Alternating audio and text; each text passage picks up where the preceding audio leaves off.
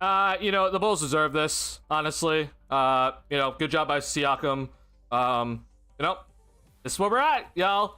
Honestly, I'm not even shocked. I was kind of happy that Siakam hit that, because I was like, I do not want to watch another 5 minutes of this absolute just terrible play from these teams. Just a terrible overall game. But god damn, bro, that fourth quarter was so bad to watch from both sides. To see just thank God Siakam hit that, so we don't have to just watch 5 more minutes. So, Bulls lose another one, y'all. It's interesting. I haven't seen some of the people that were talking to me early on in the season talking about how I was such a hater for calling this Bulls team terrible and for saying that 36 wins was being too critical of the team. Haven't seen those guys in a hot minute, so wonder what they're up to right now at this moment in time. It's very interesting how they just went away. The Bulls went 1-3 against the Wizards, the Pelicans, the Hornets, and the Indiana Pacers. The Wizards had 1 win, the Pelicans had 2 wins, the Hornets had 4 wins, the Pacers had 3 wins. And yet, here we go, y'all. 1-3, 3 in a row lost, and yet I still don't see some people that have they're not talking about, hey, we're still good. Where are you guys now? What happened? I'm interested in honestly hearing what you guys have to say right now. I don't want to hear about injuries. We're supposed to be very good. And hey, by the way, Tyrese Halliburton's out. If just a reminder to everybody before we get the injury excuse coming in tonight. Halliburton's out tonight. Aaron Nesmith's out tonight. Obi Toppin's out tonight. So once again, I don't want to hear about injury bullshit. No, I don't want to hear that excuse. Okay, what happened? I want to know from all the people that said that I was being too critical for saying 36 wins for this team.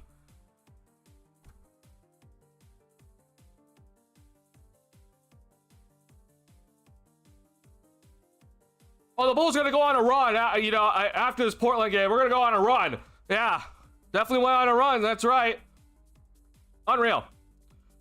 I'm not here for excuses. I'm not here for any sort of we're tired. Oh, we're injuries. I'm not here for it. Okay. The Pacers have sucked all season long. They have the worst field goal percentage in the league by a wide margin. They're 28th in the league in points. And somehow the Bulls just decided that, we're not going to score 30 points in each quarter somehow this game. The defense, in my opinion, wasn't even that good. The Pacers just suck. And you found a way to lose this one again. So good job, Bulls. Unbelievable, man. I have some serious gripes, man. I have some serious gripes about Billy Donovan at this moment in time. I am livid as fuck. I'm also pretty annoyed because my if you're wondering, my recording got fucked up again, and so I want to show a bunch of shit that Billy Donovan did wrong at the end of the game, but unfortunately, I don't really know when I honestly just got messed up. But as you can see here, it's messed up for most of the game. So thank you, Chicago Sports Network. You absolutely are fucking garbage. Anyway, Billy Donovan, bro, I'm sorry, man. I just the way he coached this game and this game was absolutely just flat out stupid.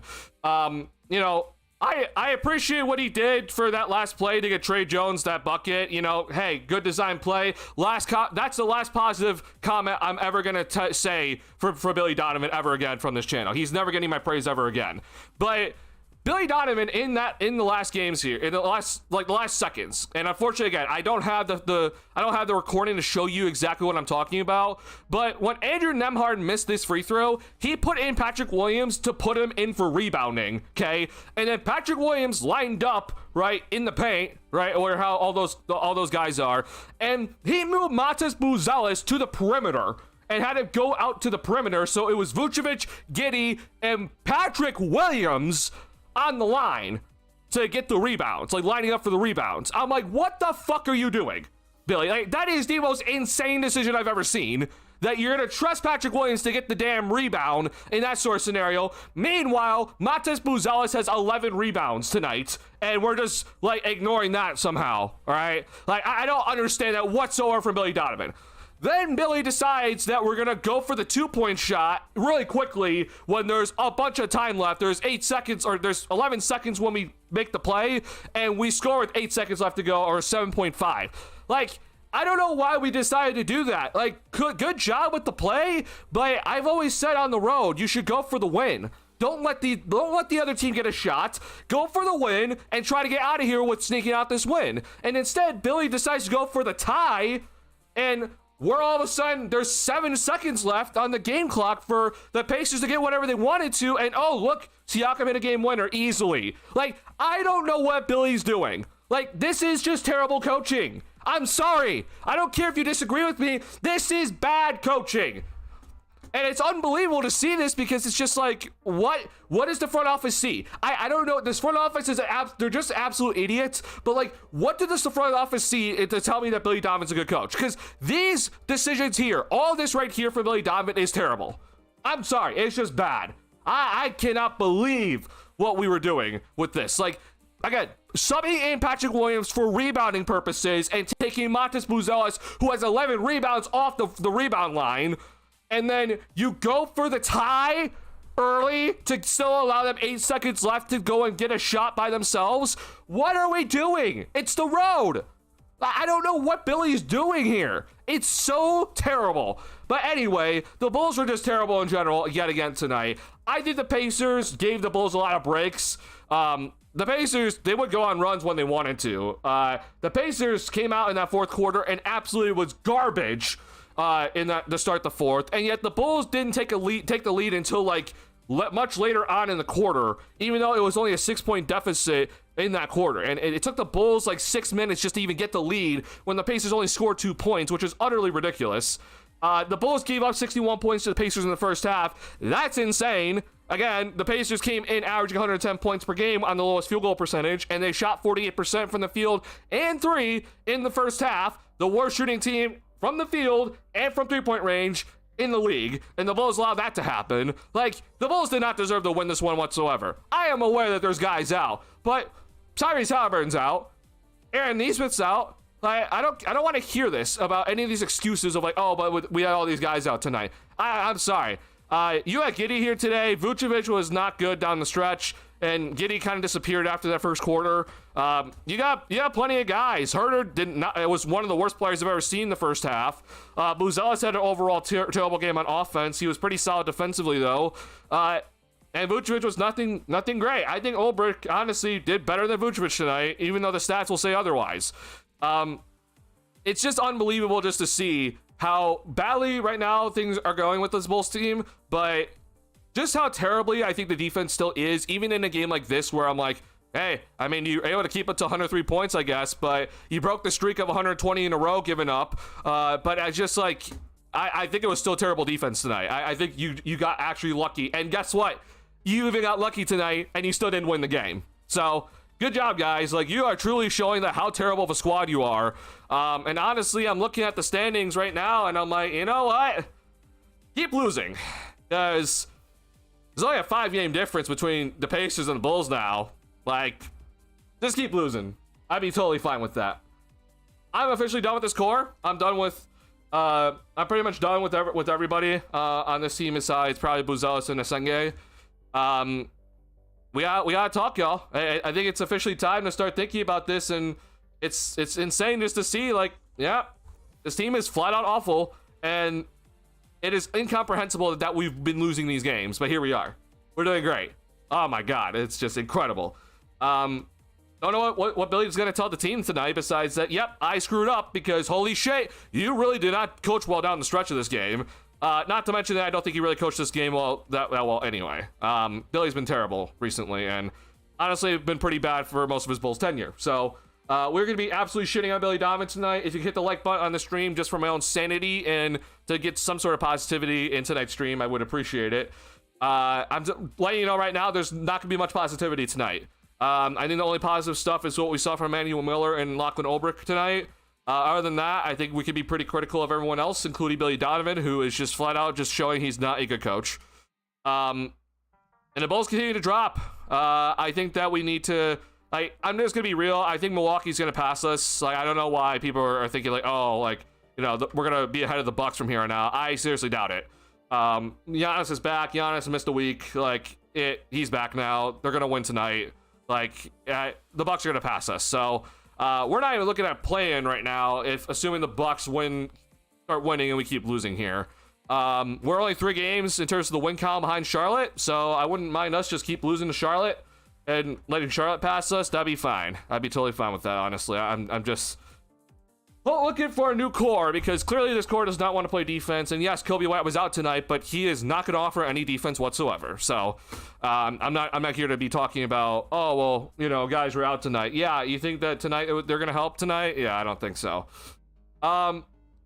Pacers with players returning are simply a better team than the Bulls to me. Oh, for sure. I think this Pacers squad is actually significantly better than the Bulls with their players returning. And minus Haliburton, who we're not going to see Haliburton this season, but they have two-way capable players on their roster up and down the roster. And they have plenty of depth, so they beat the Bulls in that category too. Once everyone comes back, they're a better team than the Bulls, in my opinion. The problem, though, is that Haliburton is out, who is by far their best player. And they were missing so many guys early in the season. Nembhard was out, McConnell was out, Mathurin missed games. There were so many guys missing for the Pacers early on, which is why they have all these losses. They may still just end up being below the Bulls because of the way the season started, but I think that they're probably a better team already. And that's without Haliburton. I'm going to spotlight positives. This game was actually fun, way better than the last 2 at least. Really? I did not really enjoy this one. I was pretty pissed off watching this game. The Bulls offense was not where it needed to be. We had some pretty stupid turnovers. And I don't know what the hell was going on until end this game, but it was just flat out awful. Carter and Trey really brought the energy. I agree with that. Trey Jones is pretty solid. I appreciate that from Trey Jones. Carter brought some energy, and that's honestly it. He had some defensive breakdowns. First man's biggest issue with me was Vooch kept leaving Huff wide open situations. He didn't need to go help on defense. I agree with that, but that's on the entire team. Really enjoyed the Ulbrich and Miller minutes, mostly the ones with Giddey. I agree that both these guys were very solid, mostly in the second and fourth quarter. I think these guys played really solid minutes, so props to them, especially Ulbrich. He came in, I think, did really well. I'm happy to see that Billy finally played him, and I was honestly waiting for him just to get pulled immediately, because that's the Billy Donovan way. But very, very good to see from Ulbrich. I hope to honestly be seeing him more in the future here if we make the proper decisions, which we won't. But I'm happy to see this stuff from Ulbrich. Miller seemed just neutral but effort and filled a lot of movement. I appreciate Miller's defensive effort. He very clearly gave effort on the defensive end tonight, and he deserves to be recognized for that when many other players have not given that effort, and he hit a couple threes.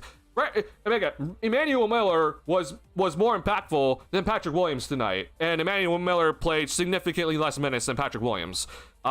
P. Will is garbage. We're back to being P. Will is just flat out garbage compared to what he did at the start of the season. But Emmanuel Miller and his 6 minutes and 55 seconds was significantly more impactful than this guy out here on the floor. And he played 17 minutes. I am sick of Patrick Williams right now. P. Will's shot selection pisses me off so much because it's the easiest shot selection, and he just needs to shoot threes. That's it. Just don't do anything else, just shoot threes. And yet he decided to take 6 shots inside the 3-point line tonight. Why? The one thing Patrick Williams is kind of okay at is shooting threes, and he took 6 shots. He was 1 for 7 tonight. He took 6 shots inside the 3-point line tonight. That is just utterly stupid. Just shoot threes. Don't do anything else. Don't drive. Why are you driving? You're terrible at driving. I don't want to see the mid-range shot from him. I don't want to see the driving attempts. I don't want to see layups. He got blocked on another dunk tonight. I can't stand what I'm seeing from Patrick recently. It's just disgusting. Just shoot threes. I'll legitimately be okay with Patrick if he went 0 for 6 from 3-point range, and I knew that he just shot threes tonight and gave effort defensively. I'd be honestly better off with that than him going 1 for 7 and 6 shots were from the interior. What are we doing? Yeah, I learned a lot about bad at rebounding, absolutely awful 3-point shooter, not a shot blocker. However, super active move at both ends with boxing out effort high. So, Ulbrich is definitely, he's not a shot blocker. His rebounding is probably gonna be lackluster because of his size. He tries. I appreciate that though with the rebounding. He moves really well, and it's probably because he is shorter for a big man, and his ball handling, I honestly don't think even his ball handling was on full display tonight. Like I've been checking in on his Windy City stuff, and like he has some really good ball handling moments that I really wish that we could have saw more of tonight. Unfortunately, we just didn't see it. And it makes sense. But yeah, he's not going to give you much defensively, and he's not going to be the best rebounder just due to his lack of size overall. But he does play with the motor, which I sincerely appreciate. He runs up and down the floor very well. And you see him setting very solid screens. Like I appreciate the screen setting from him, which was very good to see. And the 3-point shot, it's definitely not as bad as that 1-3 he took tonight. Like he has made some threes in the G League. Like I'm very much aware that he can make those to a certain extent. It's definitely not that bad of what we saw in that 1 3-point shot where he looked unconfident taking it. I feel bad for that one shot because I'm just like, yo, I know that you're much more confident shooting that shot than that. That's not me saying he's gonna be a good 3-point shooter. I'm just saying that it won't look that bad every time from 3-point range. And so yeah, I do think that with Ulbrich, it was interesting to see tonight. I'm happy he got the minutes. I honestly think he outplayed Vooch. It's just ridiculous just to even say. Vucevic is just awful. I think Ulbrich lacks polish, but does have super high upside, but I really respect how he moves in fairly quickly as a big, for sure. Yeah, his mobility as a big, especially on the offensive end, in terms of screen setting and then hard rolling, handoff actions, and just moving around is very nice to see. He has a chance. Like I do think that, him being like 21 and, trying to learn how to get into the NBA game and where his value is going to lie, like he has a chance as an undersized big. I think he has a shot. Getting a 3-point shot will definitely up his chances, but he has a shot here to be something like maybe off the bench, and I think that's pretty cool to see if he's able to get that. Hope you're not mad at this one, or at least this wasn't like the worst play as the last two have been. So I'm pretty pissed off at just seeing that this team is yet again just not taking guys seriously. I'm also really pissed off at how I think that Billy Donovan is just pissed. Like his coaching just continues to just be like, what the fuck are we doing, man? Like I'm honestly really pissed off. I can't stand Billy right now. It's just, I'm gonna be shitting on him for probably the rest of his tenure here because, like I said, like he is no longer gonna get any sort of praise from me whatsoever. And yet again, I'm just like, I think I'm just pissed off a lot because I see this team and like I don't think this team really gave the best effort defensively tonight. Like I still am like waiting to see this team be better defensively, and they have not given me any sort of hope. I'll give Giddey some credit because last game was absolutely like a travesty in terms of his defensive effort. Like it was just flat out like he was a wet paper towel. This game he wasn't that, at least. I'm not saying it was good, but at least he wasn't that.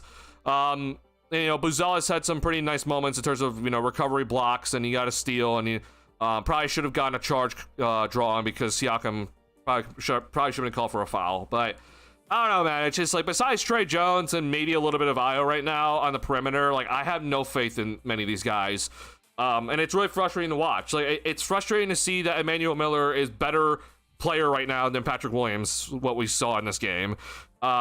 It's really frustrating to see that Kevin Huerter was like flat out one of the worst players I've ever watched in the first half. Like I'm hoping to see some sort of turnaround with this team, but I just feel like we're not seeing it. And I'm just like, okay, if we're truly at this point now with this squad, then I'm just saying like we just need to trade everybody, like including Giddey, like including Kobe. Just go super young and we'll figure things out later. But tonight I wasn't really happy with the effort. I feel like you should have won this game easily with the way the Pacers shot. You didn't.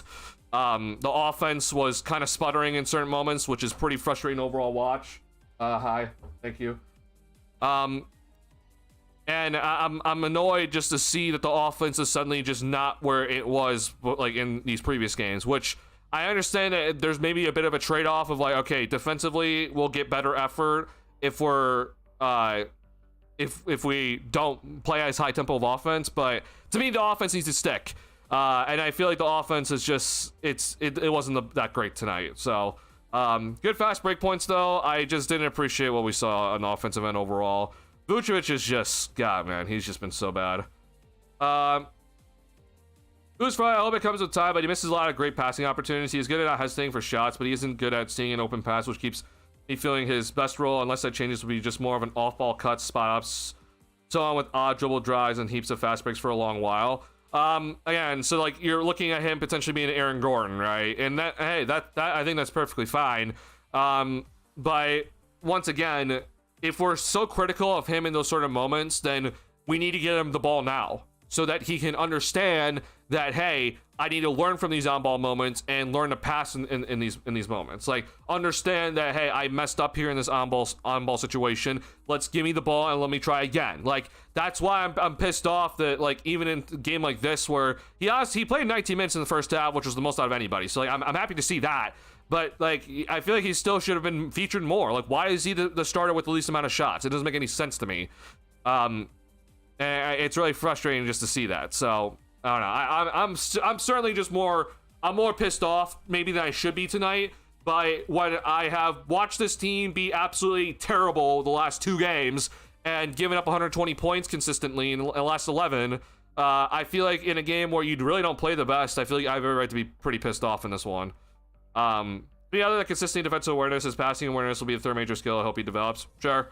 I'm not really too worried about it, but still, I understand where you're coming from. Huff blocks too much. Vuce trying to shoot over him was not pleasant. The fact that Vuce was trying to post up a Huff with like 30 seconds left to go is just stupid, or 20 seconds left to go was stupid. Like, we decided to go to a post up with Nikola Vucevic in one of our last plays of the game. Like, Billy Donovan yet again, everybody. Unbelievable, horribles, terribles, yeah. Launch Vuce into the sun, I agree.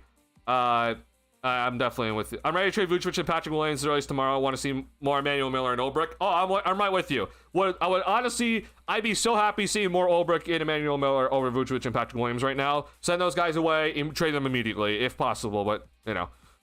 The only big minutes, Bulls to have a good game tonight. Giddy, eye on Trey Jones. Herter, so-so. Montes not good enough. Yeah, here's the thing, I'm like okay with what Montes did tonight. He had 3 blocks, he had a steal, he had 11 rebounds. So, yes, like the scoring was lackluster from him. He had a few bad turnovers, but I think he honestly did pretty decent against Siakam, which I appreciate. And we've been calling for him to do all these other things, right? We've been calling for him to rebound better. He did that tonight.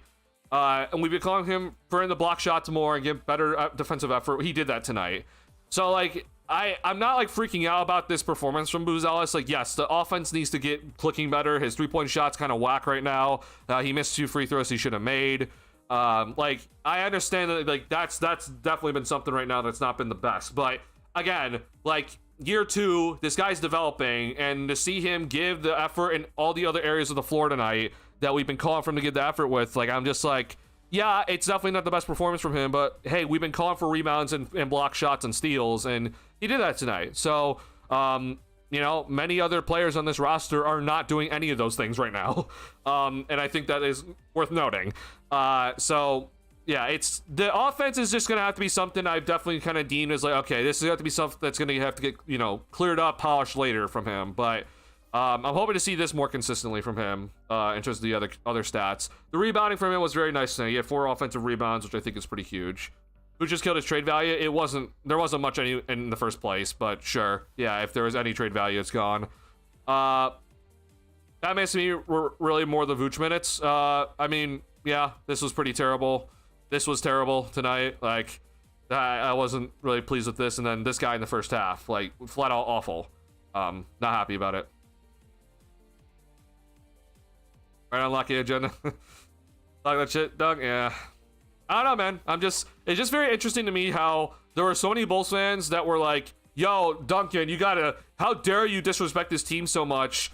You know, when we went on that 5-0 start, and like they're saying you're looking too much at the stats to talk about, like, you're trying to find any reason why you want to hate on this team, and then like the Bulls start being terrible, and I'm like, yo, where are you guys at? Like, I don't know, man. I show up every time. Like, I know it's my stream, but I'm just saying, like, I'm here every time. Whether the Bulls do stuff that I thought they would never do and they impress me, or the Bulls are absolute just a travesty, like, I'm here. And I'm here to talk about it. So, I'm just like, it's just so interesting to me how, like, it seems like a lot of people in the fan base right now are like, how dare you ever disrespect the team? But then whenever they start losing, it's like, oh, well, excuses. Like, I'm not here for it. I don't want to hear excuses, man. This team has just been garbage. And I think that we have every right to say that. This team has just been garbage, unfortunately. It was over after Matas missed both free throws. Our guys were exhausted and Billy didn't want to call a timeout. That's fair. Yeah, the Buzelis missed free throws were pretty bad at that timing. It was just, momentum and everything. But, God, man, I don't know what the hell Vooch did in those last minutes, man. They're probably a play-in team, though. Most likely. We will see. But if the Bucks go up ahead of us and none of these other teams fall, I think that we're not even a play-in team at that point. But I don't think we're getting a 7-8 seed in the play-in for sure. Injuries. Pacers are still a better team even with the injuries than the Bulls. Pacers are underrated. I agree. Still, though, they're missing a lot of guys tonight, and you still didn't find a way to win this game. Only run this team is going on is to the bathroom. Also, Indiana missed a metric ton of open shots. The Pacers missed so many open threes tonight. I was like, holy shit. Like, no wonder why they're the worst shooting team in the league right now, is because they miss a ton of open looks. It's like, holy shit, guys. Like, that was a wide open look. We got away with it. McConnell missed some, like, open mid-range shots that he usually makes, too. They don't deserve to be in play-in team. At this rate right now, with how they're playing, definitely not. They don't deserve to be a play-in team at this moment in time. Should it be us by 15? I don't know about by 15, because I think the Bulls' offense was also just like a terrible place tonight, which is I don't usually expect that, but I don't know if we really should have lost by 15 tonight. But I definitely think we should have given up more, and we should have scored more, and we probably still end up losing. Michael Malone's right there. Why stay with Billy? Money. If you want the Reinsdorf answer is that they don't want to pay two coaches contracts at the same time, because if you fire Billy, you still gotta pay his contract. But I don't know, man. We just extended these guys again, by the way. We don't know how long, but we just extended them, so they're here for a while. I'm glad I was able to at least watch the FanDuel for the game. Pacers have a better analyst than Buckner. Sorry, Stacey. Yeah, definitely listen to those guys for sure. PBB is pretty even. Okay. Trey Jones was our best player tonight. Arguably, yeah. I think maybe he was arguably the best player tonight. Yeah, you could argue Giddey, but I think Trey Jones is probably the best argument. He should have the ball in that stretch, not Vooch or Giddey.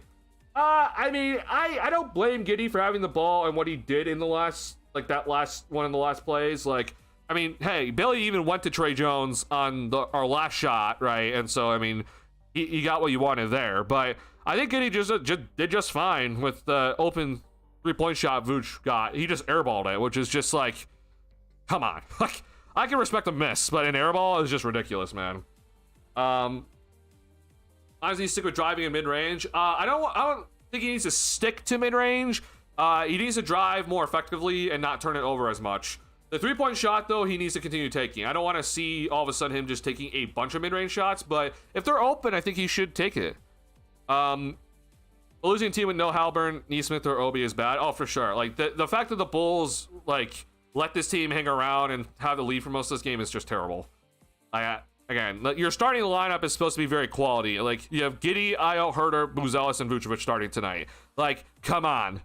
You should be doing better than this tonight. Agreed. I wanted us to use the last 10 seconds. Cool play from Billy, but bad timing. I agree. I don't know what Billy's looking at there. Again, great play from Billy. Last compliment I'm ever going to give him. But the fact that you decided to go for the 2 and you went that early makes no sense to me whatsoever. I do not understand that. Billy wants dunks and layups for possible fouls for 3-point shots, 3-point plays and 3-point shots. So yeah, Billy has told Buzelis that he wants more. He doesn't want the mid range. He wants shots at the rim and 3-point shots, which I think every player should be told that in essence of yeah, your priority should be to try to get to the rim and then shoot 3-point shots, and then if necessary, you should be allowed to shoot the mid range. But Billy says it seems like he's just no more on the mid-range, no more in-between game, which is ridiculous. Buzelis needs to have that in his bag, at least in my opinion. Especially if he's going to try and take advantage of smaller guys. But again, your priority should be paint and threes and free throws. But mid-range is totally fine if the shot clock's winding down, or if you drive and they heavily collapse into the paint and you have a mid-range shot and you take it, that's fine. it has to be within the flow of the offense and at the proper time. Like, I'll show you a play early on in the game that was absolutely just a stupid shot where, and this is where I was hoping that Billy Donovan was going to bench Kevin Huerter, which he didn't for some stupid reason, which is just like, I don't know, man. I hate what Huerter did to start this game. It was just flat out awful. That's first. It was in the first quarter. Let's see here. Like, this shot here from Huerter is just stupid. Like, we're glitched. They're still updating shit. But Huerter took a mid-range shot, like, early in the shot clock, and I was just like, why? Like, those sort of shots are what we need to stay away from. Like, you don't need... This shot here from Huerter is absolutely unnecessary, in my opinion. Like, I mean, look, there's 15 seconds left on the shot clock here, and you decide, yep, he didn't even fully attempt to drive, and we still have 12 seconds, and he shoots this. Like, this is an awful shot. I cannot stand seeing this sort of shot. He's not wide open. Like, he didn't even fully attempt to drive. Still have 12 seconds left in the shot clock when he decided to take it. This shot is unnecessary. This is a terrible shot. I hate this. Like, the whole process of this play is terrible. Now, if that's a shot, you know, with like 4 seconds left in the shot clock, that's totally fine. Like, I'm totally fine with that. If you weren't able to get anything else in the possession, clearly. But taking that shot with 12 seconds left in the shot clock is stupid. This is a terrible decision by Huerter, which I was just like, well, shouldn't Huerter get benched now? Because, like, that was an awful shot, and Billy Donovan told Montes Buzelis, yeah, we're not doing mid-range, right? And Herter's back out there after the timeout, so... I don't know, man. It just seems like Billy Donovan is just like, yep, we're just going to allow the vets to do whatever they want to, but if any young player absolutely messes up, you get benched for a good 5 minutes before you come back into the game, which is stupid. Would I rather went for the winning three and missed? Yeah, that's what the Bulls should have done tonight. They should have went for the three and you know, got the last shot or near the last shot, and if you happen to miss, so be it. But the fact that you let the Pacers get the ball back at home is just ridiculous. And it was, again, the Pacers weren't even down. They were tied. So, like, they're basically playing with house money in that sort of situation where it's like, if you happen to miss it, oh, we go to overtime and we're at home. Like, why? I don't understand it at all, what we're doing here. Pacers missed their big gun and Hallie. Bulls had majority of the top players. Yeah, I mean, we don't have Kobe tonight, but, like, Giddey's here. Like, Buzelis is here. Herter's here. I would assume is here. Trey Jones is here. Like, we have a lot of guys that a lot of people have talked about, and you know, Trey Jones was a starter for most of this season. So, like, in my opinion, honestly, the Bulls didn't have any guys missing in the starting lineup except maybe Okoro, who we've talked about has not been that impactful. So, like, I don't know. Plus minus too far apart to ignore the Ulbrich versus Vooch minutes, especially the Giddey overlap with Ulbrich. Yeah, Ulbrich did a really good job tonight. Vooch was not giving good defensive effort, which is not shocking. Very annoying. How many winnable games have the Bulls lost due to Billy's coaching in this young season so far? It's not just because of his bad coaching, but he's a major reason why the Bulls have lost these games. Of just like, it's just bad coaching. Like, the process to me is more important than the actual results. And like, you know, Billy could have won a game, right, this season, and it was just terrible decisions, but we still won. Like, no one's gonna blame him, but to me, it's just like, no, this is still bad coaching overall. Like, tonight was just terrible overall stuff. And, like, yeah, maybe it didn't impact the game that much with, like, the Patrick Williams substitution, right? Where Nembhard made the free throw, so it didn't really matter. But to me, that is still bad decisions by Billy. I don't know why Patrick Williams is being subbed into the game when we're trying to make sure we get the rebound, and then you put Buzelis out on the perimeter when he has 11 rebounds for the game. That makes no damn sense. I was lost at that. Bucks on Giannis, Bulls on anybody at that level. Yeah. 9-16 free throws by a professional basketball team is trash. Yeah. Buzelis missed 2. Giddey missed 3. I missed 1. So, very bad overall. Reason I felt more in such limited minutes for Miller than P. Will with those relative minutes you just highlighted with you there. Wish for more Miller, even a few more minutes. Oh, yeah. I think Miller should have played at least like 12 minutes tonight, especially with how Patrick Williams was looking so far. Like, Patrick did nothing in that first half to tell me that, yeah, he deserved those minutes in the second half. And yet, he got still 17 minutes tonight. Meanwhile, Miller barely gets, or he doesn't even get 7. I'm like, why? Like, Miller hit a 3 in the second half, and like, yeah, I would much rather just see Miller out there because he's at least giving me something and taking the right shots as he's supposed to. Ryan Rollins is a lock for most improved players so far this season. He's been incredible. Yeah, I've been really impressed by Ryan Rollins, and like the Bucks are on a 7-game losing streak that's going to end tonight. But like, yeah, like what Ryan Rounds has done has been very impressive. Giannis is officially back though, and they just destroyed Brooklyn. So great. Ulbrich set solid screens, and a lot of them, if not used, yeah, like he honestly was a very solid screen center, and it was good to see. Man, this game got close. I'm shocked this game even got close here. Looks like the Pistons are still gonna win it though. Yeah.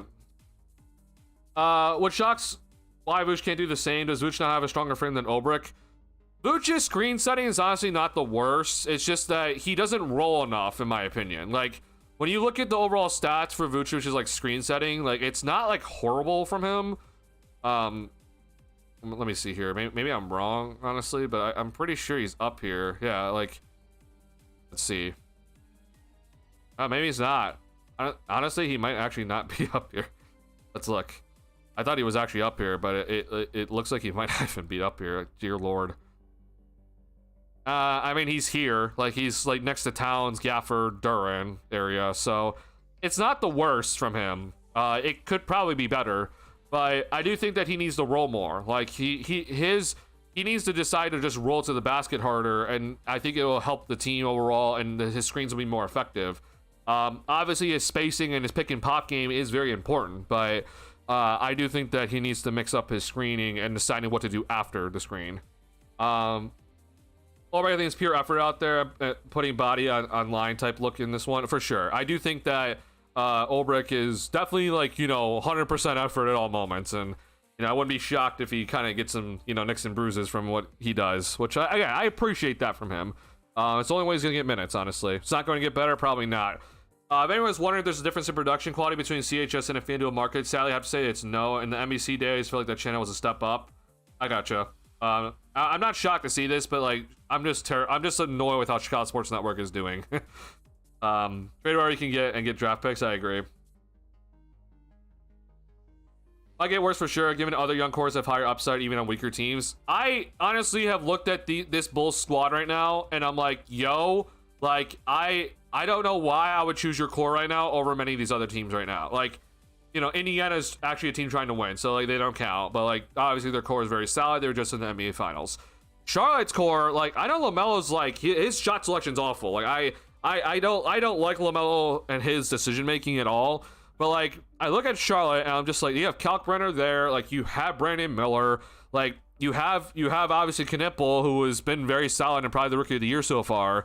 Like, why would I choose the Bulls core over what the Charlotte Hornets have right now? Like, I don't know why I would. Hence what Charlotte just went out and did to us. Like, it's not that shocking. And Sion James, by the way, was a guy that I was hoping the Bulls would draft in the second round, and he hit like 3 threes against us or whatever he hit. But I mean, that's a guy that you can, like, another guy like you could probably have drafted in the second round, and yet the Bulls decided, like, yeah, screw that, we don't want that apparently. Yeah, the Pelicans, for example, like I feel like I would choose them. Like Trey Murphy and Zion are already more dynamic, at least in my opinion. Even if we don't even include Zion, so like I'm still looking at the team. Like you have Misi there, you have Jeremiah Fears, like Herb. I don't know if we count Herb Jones as part of like the core anymore though. But like Derek Queen's there, like. They have a lot more that I'm intrigued by over in New Orleans right now than what I'm looking at currently. And they're probably going to add more with, or actually, no, I forgot. They traded their pick, which is pretty terrible. So maybe I don't want to be in New Orleans' position right now. They don't have their own pick, which is pretty ridiculous. But, yeah, it's pretty bad. But, yeah, I'm looking around, though. I'm just like, yeah, I mean, I probably, if, like, New Orleans, if they had their pick, I'd probably choose them right now. I'd probably also choose the Hornets at this current moment in time. Pacers are obviously just a better team. I don't know necessarily if I would choose Washington, but like I see what Alex Sarr has done. They have Trey Johnson. They have other young pieces that probably haven't been that impressive. Like Koulibaly has been kind of disappointing. But I mean, like it's not like they're that much worse than us, arguably. So, yeah, definitely interesting. I feel like Montes has been having passing moments as well. Well, I mean, this is what's going to happen to him if he's been told to only catch and shoot threes and get layups off cuts. Like, that's what's going to happen, which is really annoying. And I don't want to see that. Bulls need much more youth to swing at soon, for sure. But the one possession towards the end, which one? I mean, I feel like that you can point out to many.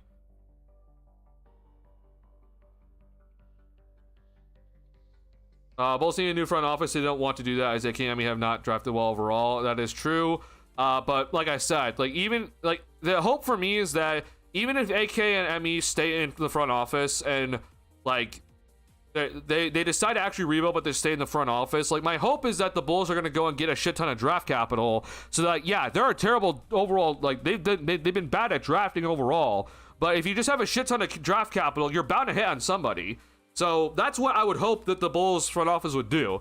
They're probably not going to do this, but like if you don't actually decide to full out reset here right now, at least in my opinion, like the Bulls are just continue just to be set back and they're not going anywhere, which is just stupid. Like we can't continue to do this.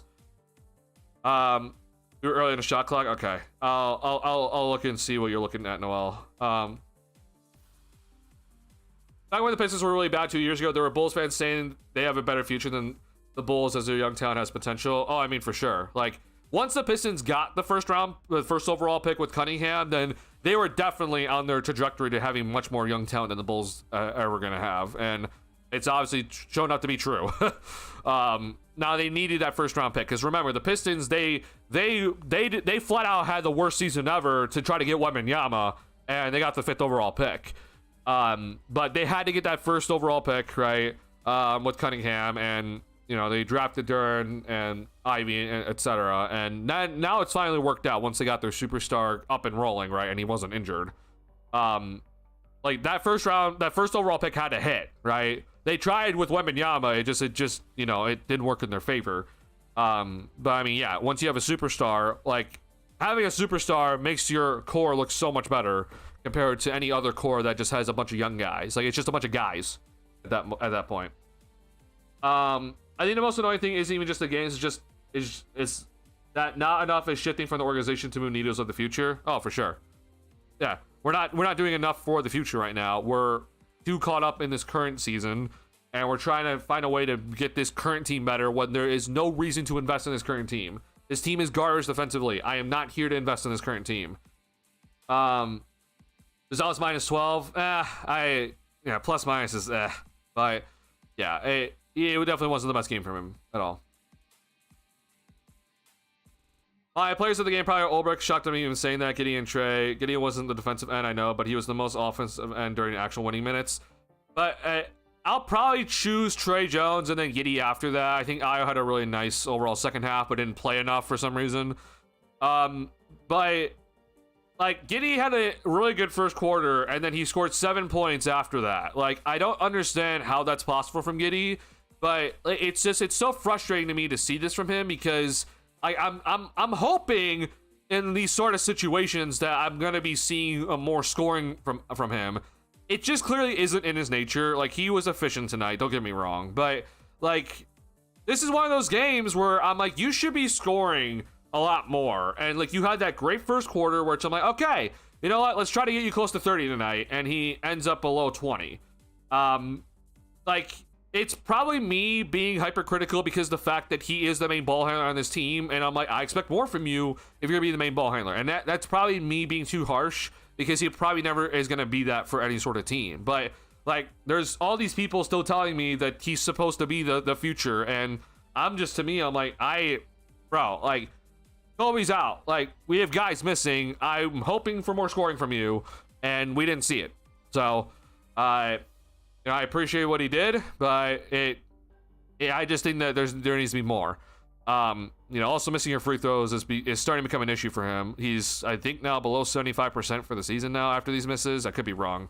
He might have increased it in the previous game, but like either way though, like this is something that needs to get figured out for him because his efficiency is already pretty bad. In terms of just in general efficiency of 46 from the field, and this is good, like, but this is not good enough. Like this is an issue. But like, I mean, this free throw needs to get above 75%. I don't know if this is counting tonight, but it's got to be better.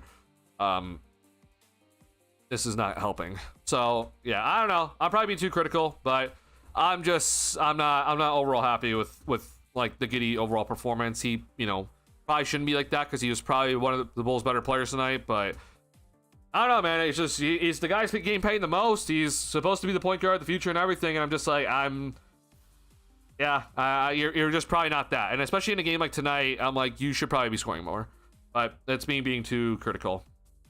I think Philadelphia falls the other. I disagree. I think Maxey and Co are gonna find a way to stay afloat. He's a superstar.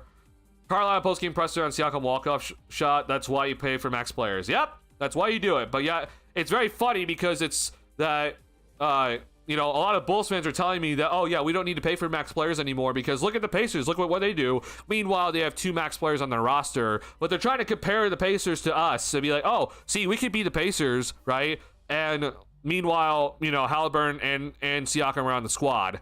And everyone's trying to say, oh, but depth though, depth. And yeah, the Pacers have a lot of good depth, but they also have 2 All-NBA caliber players on the roster that they're getting paid a lot of money. So on this Bulls is worthy of being a max player, in my opinion, for sure. Well, I seen this page open. Shocked the Raptors are so high still. It's not an awful team and not see that coming. None of us saw this coming, but you see what an actual like solid defense can do for you.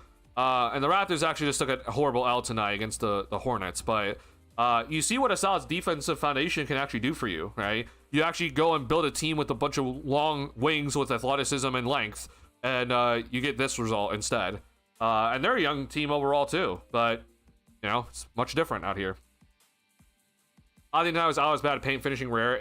He's had 2 bad nights in a row of paint finishing, which is very odd to see. His 3-point shot was still very good tonight, which is good to see, but I feel like I was not 100%. I know he came in with an illness tonight, so but I don't expect that to continue from him. Like the legit, all of his career says that that's not going to continue. Herter was garbage. In the first half, Herter was garbage. The second half was much better from him. Okay, do you think the front office is scouting the next head coach or no? Oh, definitely not. I think that they continue to love Billy Donovan to heaven and earth, and they're gonna be like, yo, we love Billy, we love Billy, and it's like that's just gonna continue from here on out.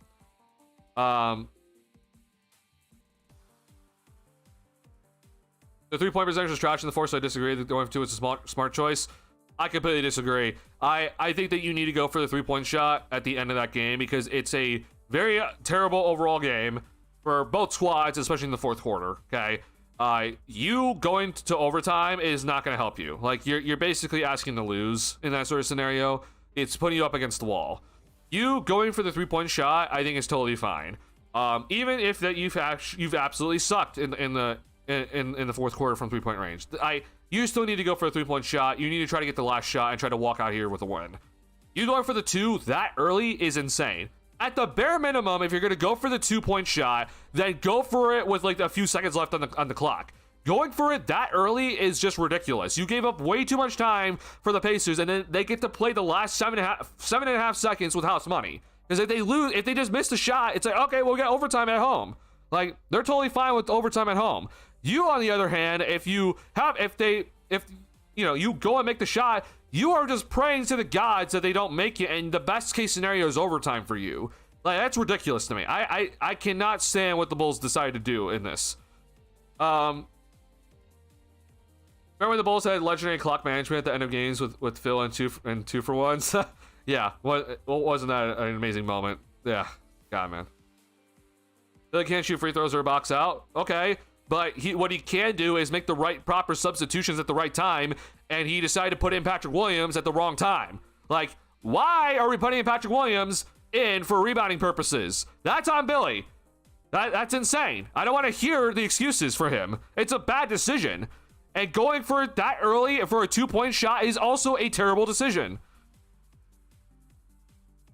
Bulls need lottery pick and dash chance for a proper pace defender already, please. I just need like actual legitimate like 2-way players on the future rosters that have 2-way potential. Okay, like don't get me wrong, I appreciate what Giddey has done, but he's become a much better player than I ever thought he would. But he is so severely limited with the ability with the ball in his hands. Like it's not worth it to me just to try to do this continuous shit. Like I just don't think it's worth trying to figure this out even longer. But you know, I know Noel in this chat has talked about like, no, I'm not trading Giddey unless it's for 5 first-round picks, which, hey, that's his opinion. For me, though, I'm like, you're not getting 5 first-round picks or anywhere close to that for Giddey.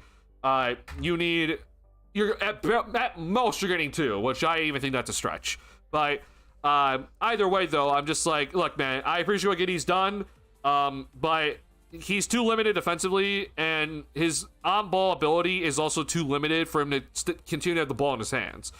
If he can find a way to get better defensively and then also be better off ball on offense, then we'll talk about it differently. But that's just not, it doesn't seem like that's going to happen with him. His three-point shot's obviously been effective, but I don't know what else he's going to really do besides offensive rebound in terms of off-ball ability, because his rim finishing has still not been that great so far this season. His pick and roll ability is too bad. It's not good enough still. In a game like this, I'm just like, you should easily be getting to 20 points in this game, and you didn't. So I'm lost with how that happened. But with that being said, he's improved a lot to the point where I'm like, all right, well, maybe some team's going to want you. Like, I think that some team is going to be very much interested in you if you are going to be, this decent with the ball in your hands. Like, it's probably going to be in a much lesser role, but maybe some team might look at it. As long as he continues to shoot threes this effectively and rebounds this well, some team might be interested in him. And I feel like if you're the Bulls, like, you need to start with the defensive foundation first before you even start looking to add, offensive only talent. Like, this defense is way too disgusting to even look at it right now, that thinking about offensive talent first is not going to help this team moving forward. So you need to make some decisions. I know that some people have argued for keeping him. That's fine. But I'm like, no, I think we need to move on. Like, trade Kobe, trade Giddey, like, trade everyone else on the roster that is not Buzelis or Asenge. And let's restart. Like, I'd be totally fine doing that. Let's go and try to lose the rest of the season, because there's no point in trying to win this season anymore. Go and just lose and try to get a better overall pick for you. And hope that it works out in your favor and you get like Darren Peterson or something. Like, that would be a much better start for you than, at least in my opinion, than trying to just salvage the season in any way. This team is just too poor defensively, and we've been absolutely just wrecked by some of the worst teams in the league. So it's like, why should I be the trusting in this sort of core moving forward when we can't even beat the worst teams in the league right now? And this so-called core is, most of them are, like Giddey's 23, Kobe's 25. Like, these guys are not in their like age, 21 or 22 seasons right now. Like, these guys are in their second contracts in the NBA. So they're pretty established as a players right now. And I'm like, I'm supposed to be trusting this backcourt to be better than some of these other cores that just beat us, right? Like, I don't want to hear it, y'all. Like, I think that it gives me no hope about this current backcourt right now in the future. So we got to move on. Like, at least in my opinion. If you're keeping one guy, it's Giddey. If you're not going to keep him though, then move both. I'm not keeping Kobe. He's officially, with the way that I want to move forward this roster, he's too old at this point. Try to salvage some value for him. It's not going to be a lot because last year of his contract. Just go and salvage some value and just move on. You need to build a defensive foundation and get that in place, and then we can start talking about bringing in some scorers. But like, this team is not going to go anywhere with the way that they're currently constructed. I don't see how Kobe or Giddey are going to suddenly get better right now, to the point where it's actually worth keeping them around. I know people disagree with me with Giddey, because I know a lot of people are talking about his triple-double and everything right now, but it's just like, I don't think he's going to get that much better. I think he's honestly kind of maxed out. Like, the reason why I say that is because he's shooting very, very well from three-point range, which was already a limiter for him. And like, he's already gone past that sort of limiter. But it's not like he's like putting up like consistently like 26 or 27 a night. So like, I don't think the interior shots are going to somehow skyrocket to the point where he's much more efficient from the field.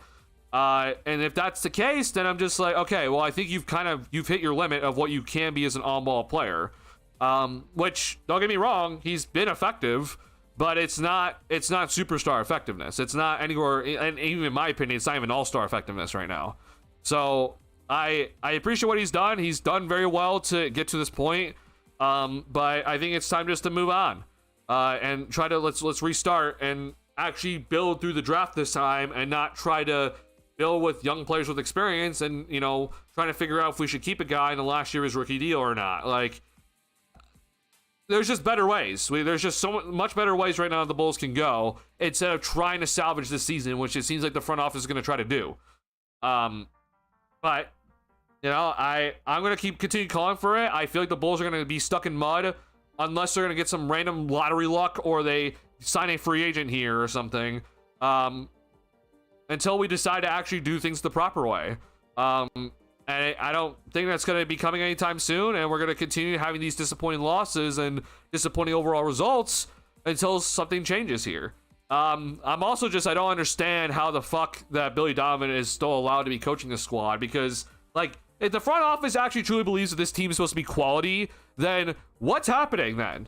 Like, if the front office has their expectations for this team to be a playoff caliber squad, then why are we looking at Billy Donovan if you're the front office? Like, I don't understand that whatsoever, but hey, they love Billy to death, so that he's not going anywhere apparently. Washington Clippers, along with maybe Kings, are the only worse off teams futures for me than the Bulls, and I think Washington's honestly in a decent spot. Like, right now their overall core doesn't look the best, but they have so much cap space moving forward that I have more faith in them, honestly. Clippers are definitely in a rough spot, but hey, they have at least two superstars they can go and trade a salvage value for. Yeah, the Kings are in no man's land, but I mean, they're run just like the Bulls, where they try to, you know, make a team that's not very good actually good. Yeah.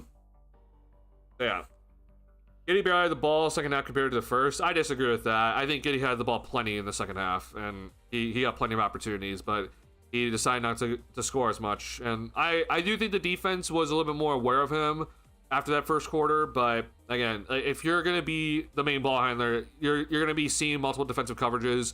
You still got to find a way to score when different stuff's being thrown at you. So at first it was them hedging the ball very heavily to other players on the passes, but somehow beyond that point still chosen to go somewhere else, like booze a bunch of dribbling, etc. in second. I disagree. I think Giddey had plenty of opportunities to try to score.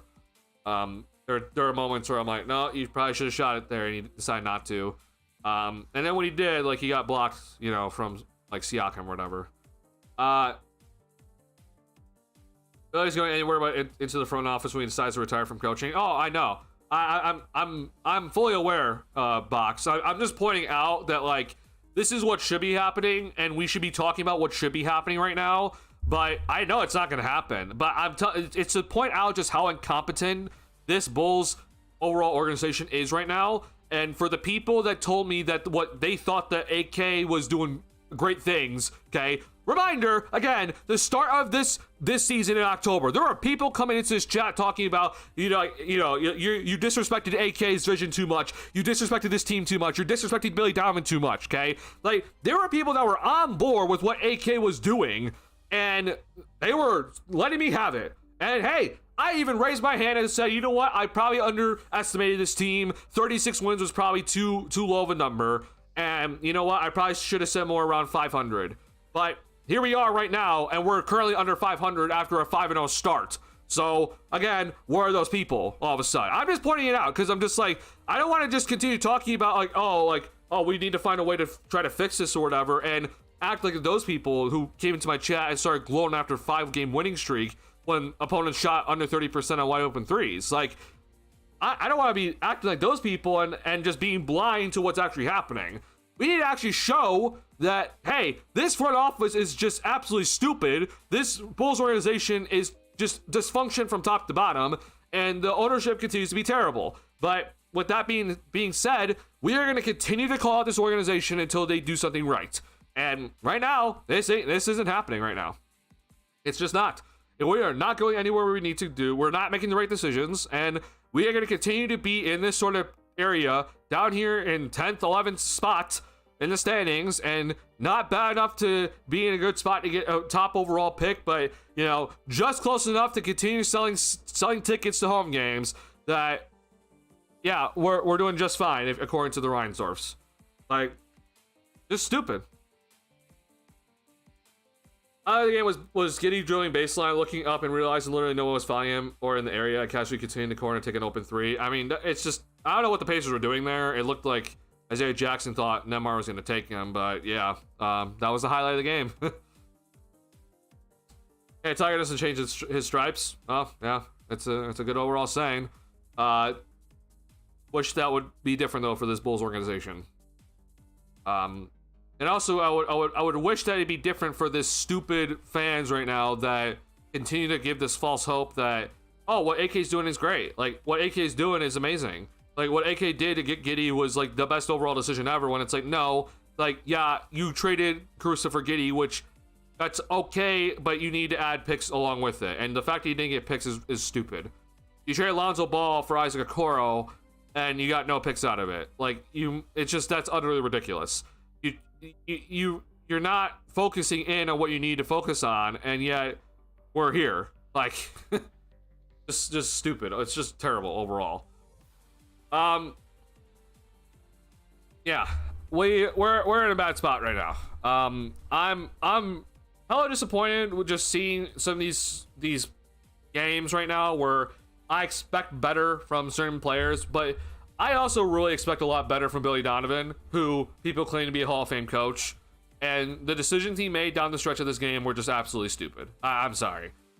You can disagree with me on this, but like, I'm telling you right now, the one thing that you cannot disagree with me on is that Billy Donovan decided in the fourth quarter, when Andrew Nembhard got fouled, when the Bulls intentionally fouled, okay, and after he missed this free throw, okay, Billy Donovan decided to, oh, hey, let's go ahead and sub in Patrick Williams to make sure we get the defensive rebound here, okay?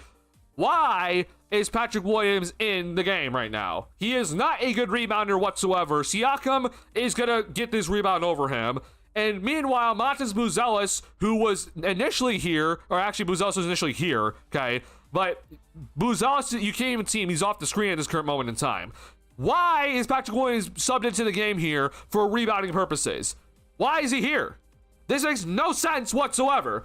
Again, Buzelis had 11 rebounds at this moment in time. People had 2. This makes no sense. Okay, so don't tell me that Billy Donovan like did everything right tonight, or say that like no, Billy isn't the one that's gonna have to box out or whatever. Like, no, don't tell me that. This is a bad decision. This is a bad decision overall. Patrick Williams is a terrible rebounder, and he was subbed in for rebounding purposes. Meanwhile, Buzelis is over here. Okay, and he's not even in the picture for this rebound. Like, you cannot tell me that this is a good decision. This is a bad decision. And Billy Donovan needs to be held accountable for this. This is a bad overall decision. It didn't matter, but process over results. I don't care what happened, okay? This to me is also a bad decision, but people are going to disagree with me on this. But your decision here allowed for this Pacers game winner to happen. So congratulations. If you think this is a fine decision, well, this is what you're giving up in the end. Again, you're on the road. I can't stand that. The dumbass I was talking to was saying how good Billy Donovan was because he has a team playing above expectations. No, he has not. Like, this team is one of the worst defensive teams in the league. Like, we only won those 5 games because of bad 3-point shooting. Okay, like, this is not us playing above expectations. Like, sure, we probably shouldn't be only 1 game under 500 right now, but I don't care about that. Billy Donovan has been overall terrible as a coach, and this team has been overall awful defensively for the entire season. So, I'm not here for that at all. That's just flat out awful. After all, we never, ever allowed to play Billy Donovan. He's a good coach. That's what Stacey, Coley, Kendall, Casey, etc. all keep telling us, right? And also fans that do not have any sort... They're not currently being paid by Reinsdorf for their jobs, which is ridiculous to me. I'm like, you cannot tell me with some of these decisions that it's a fine decision. Like, that play here, I am going to be livid about that specific play where... we saw Patrick Williams being subbed in for the rebounding. I'm like, what are we doing? That is just a flat out terrible decision by Billy Donovan. I'm sorry. I lost my mind seeing that. And then this play here is also just like, I don't get it. Like, you 11 seconds here, and hey, good play drawing. So I'm giving him his credit, even though I said I'm never gonna praise Billy Donovan ever again. But like, you went for the 2 here way too early. Like, they put 7.5 seconds left on the clock after this bucket. Like, this, you're on the road. If this was at home, I'm totally fine with this. I'm not losing my mind over it. But you're on the road, and you got the 2. It's tied, and you're willing to give up this shot. You don't even have the lead. Okay, again, you don't even have the lead right now. You are tied. Pacers are playing with house money, and they're at home, and they can go ahead and miss this, and we go to overtime. Like, they're fine with missing this, but you allowed 7.5 seconds for this play to happen. This is bad. This is just overall bad decision making. I'm sorry. I cannot stand what we decided to do at the end of this game. I'm like, what are we doing? This is just terrible decisions. Let's watch this here for our sake also. I don't know what the plan was on this Billy Donovan, or on this play here. I don't know if this is Billy or Vooch's decision. I don't really care, honestly, but either way, it was bad. This is just bad overall decisions by the entire Bulls squad. It obviously looks like that this is supposed to be a play for like Herter to get an open look off a screen, right? So, you know, we initially had this screen set, and then Jones is running over, Herter's running over. And so that's fine. And then if that's not open, you go to Vooch as the outlet, right? Like that's totally fine. I'm fine with this. This makes total sense. But like, I'm not going to necessarily blame Billy for this maybe, but like, I don't understand this play. Vooch is one of the worst players in the league in the post. Like, Stacey King, honestly, I was shocked to not hear him say, hey, you know what? He got a good look at it. Like, good job, Vucevic. It just didn't happen to fall. But, like, this is a terrible decision by Vucevic, if this is what he decided to do. Like, I don't know why he decided to do this, but this is just an overall terrible decision. What a horrible time for Vucevic to decide to post up Jay Huff, of all people, and try to win the game off of it. Like, come on, man. Once again, if you're questioning me about, well, no, Vucevic is a good player in the post. No, he isn't. You're never going to convince me that he's a good player in the post. I'm going to be adamant about this till the day I die, okay? But Nikola Vucevic is down here in terms of post-up plays. He is in the 12th percentile. He is shooting 42% on these post-ups, which is honestly even higher than it was like 3 weeks ago, which just shows how bad he's been in the post, okay? This is terrible decision. There is so many other options to go to in that sort of play. A post-up is not one of the options. Do not go to this, okay? What an awful decision by Vucevic and the team to allow this to happen. So, want to blame Billy? I'm willing to blame Billy, but, you know, maybe I shouldn't blame Billy too much for that. Either way, though, to me, pretty terrible. I honestly don't understand what we're looking at here. This is supposed to be a Giddy miss layup, so I don't know why this is Herter. It's very funny to see. Maybe they got that wrong. This is a Giddy miss layup. Once again, Billy Donovan is just terrible decisions at the end of this game. Straight up, that's what it is. I was watching a game at a friend's place, and when the game was over, he said that was either a highly impressive tank game or a fireable coaching game. Some of those moves were unforgivable, not gonna lie. Hey, man, look, I'm not the only person saying it, but these decisions at the end of this game were absolutely disgustingly awful. Like, everything that was decided here to end this game was bad from Billy. Just overall bad.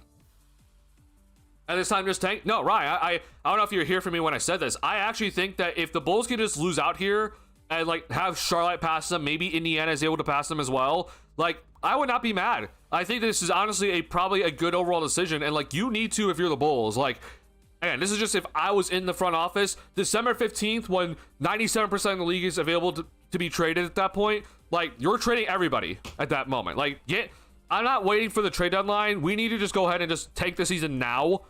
Because if we wait till the trade deadline and everything like that, it's just like, I don't know, it might just be too late. I don't know, maybe you can find a way to do it properly and wait until the trade deadline to try to maximize value from some of these guys. But in my opinion, I'd just be trading everybody. Like, I'd trade everyone December 15th if possible, and just flat out just try to lose the rest of the season. You know, play Buzelis 36 minutes a night, play Asenge 30 minutes a night.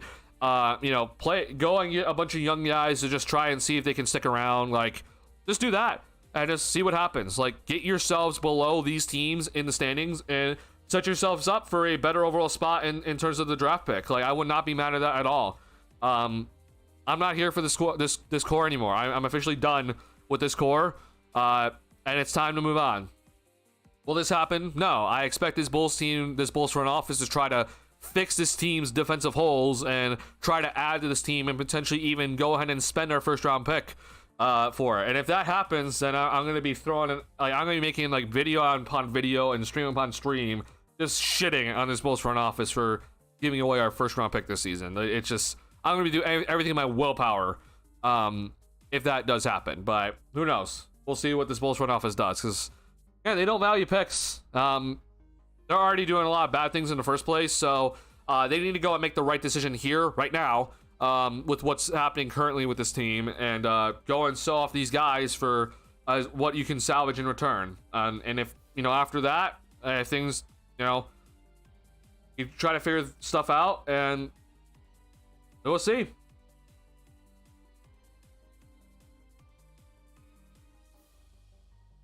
I'm getting message and stuff. Yeah, we already know the answer, but like, we're gonna truly see again, is this Bulls front office in the right mindset? Because this team clearly is not going anywhere unless they're gonna be adding an all-star level talent, which is just like, where are we gonna give that right now? And even then, I don't know how far this team would go. There's too many holes defensively with this overall core that I'm like, I don't know, even if you add an all-star level talent, like, what's gonna happen. Mind you, I didn't say superstar, I said all-star, okay? And I think it's worth noting that, like, this Eastern Conference right now is super wide open. And I know that many people are going to look at that as an opportunity for the Bulls to try to salvage this and be like, oh, well, like, we can make like the 6th seed or something, which is just like, that's just stupid thinking. But it's more of a showing right now of how bad the Bulls have been, that they started 5-0. Okay, reminder to once again, this Bulls team started 5-0, and they're currently sitting 10th in this Eastern Conference that does not have the Pacers or the Celtics at full power. And the Magic have had not the best start to the season, okay? And there's not many games separating between 2nd and 10th right now. And yet the Bulls somehow are still 10th at this current moment in time. That's how bad they have been since that 5-game start to the season. That is ridiculous. And that alone should be sounding alarm bells off when it comes to this team and be like, okay, this team is garbage. It's garbage even in a lackluster Eastern Conference right now that is all kind of bunched up together, and you can make up ground. But like, you're not winning against the worst teams in the East at this moment in time. Therefore, you should be getting off of this team immediately. Move on from this core. Move on from these guys. Let's reset and try something different. But they're not going to do that. I know that they're not. But I'm going to be calling for it until they decide to actually do the proper thing at this moment in time. Great, but if we're going to take why not play Noah? Oh, yeah. Well, okay. So, Box, if you're wondering why Noah didn't play today, he has a shoulder contusion, so he was out tonight. Like, he just couldn't physically play tonight. That's why Noah didn't play tonight. He would have played tonight if he wasn't injured, but that's why Noah didn't play tonight. But, yeah, if it was going to be a tanking job tonight, then I would hope that Asenge would have been on the floor. He should be. If Asenge was healthy tonight and he didn't play, like, if he got less minutes than like Ulbrich and Miller tonight, then I absolutely would have been throwing hands at Billy Donovan myself. Like, there's no reason to be playing, Emmanuel Miller over Noah Asenge if both those guys are available and healthy. But obviously Asenge was not available tonight, so that's the reason why he was not playing in this game. If we are going to tank, though, then I need Asenge playing in the NBA, not G League, in the NBA 30 minutes a night, bare minimum. Which I think that's what we should be doing right now. Like, we should actually decide to just flat out tank the rest of this year and just throw this season away and hope to God that we get a good draft pick out of it. And if all else, even if we don't get that, at bare minimum, we know that our draft pick is going to be in a certain area. Like, we can guarantee it to be like top 9 or something like that. Which I understand a lot of Bulls fans are just like, oh, what's the point? But hey, I would much rather my pick be in the top 9 versus it being at the end of the lottery, which is what the Bulls have done recently. I guess continuity competitiveness plan has fell through again. Oh yeah, and here's the thing: it's fallen through early on in the season this time. Like, it's not even like, oh, we kind of were like okay for a while. And reminder to everybody that we had Zach LaVine last season that got us a lot of wins earlier on in the year that kind of helped stabilize things, and he'll never get the credit. And Bulls fans are going to still, to this day, say that we would have won more without him last season, which is utterly ridiculous. The Bulls' offense was flat out disgustingly bad without him. But Zach LaVine didn't give up 120 points in 11 straight games. Like, just saying. This team is awful. Like, this team is just flat out disgustingly bad. And because of that, like, it's happening so early on this time that you just can't even deny. Like, these are terrible losses. This team is just utterly stupidly bad. You're relying on like the bench to like save you from these games, and it's just like we're relying on like Ayo Dosunmu to have like an absurdly efficient game and like score like 20 plus, or you're relying on like Kobe to score like 30 plus or something like that, or Vucevic to score 30 in a game. Like, that's not going to be something you should be relying upon for you to stay in games just so that you can maybe outscore your opponent. Like, that's not the way you're going to be building a solid team. Because, like, in Denver, for example, like, we beat the Denver Nuggets by outscoring them, like, 130 to 127. That's not a good defensive game. But, like, Io had, like, the game of his life in that one. And the bench came in and gave us a spark when the Bulls starters were just flat-out garbage to start. Like, that's not how you're going to build sustainability with this team. You can't rely on your bench guys to, like, someone to score 20-plus off your bench every single night. That's not how this goes.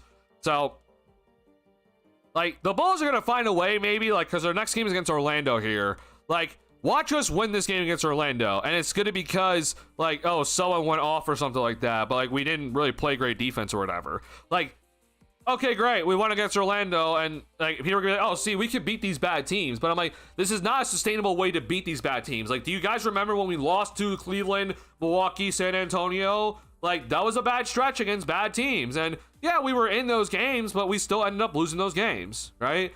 Like, we can't just ignore when we lost those games. We also then lost to Detroit, who had nobody playing in that game. This team is just not good. Like, this end all be all. So, if this team was good, they wouldn't be going 1-3 against the Wizards, the Pelicans, the Hornets, and the Pacers. They just wouldn't be. They'd be easily at least 3-1, or as they should have probably gone 4-0. Was he an offensive big and starting caliber perimeter defender in the Isaiah Stewart and Herb Jones? I mean, a nice start, but I honestly, like, as much as I love those guys, like, those two guys are very solid defensively, and Isaiah Stewart's taking leaps. I think that the Bulls should not even consider those guys and just go super young and just work from there. Like, go and draft a bunch of guys, and we'll work on it.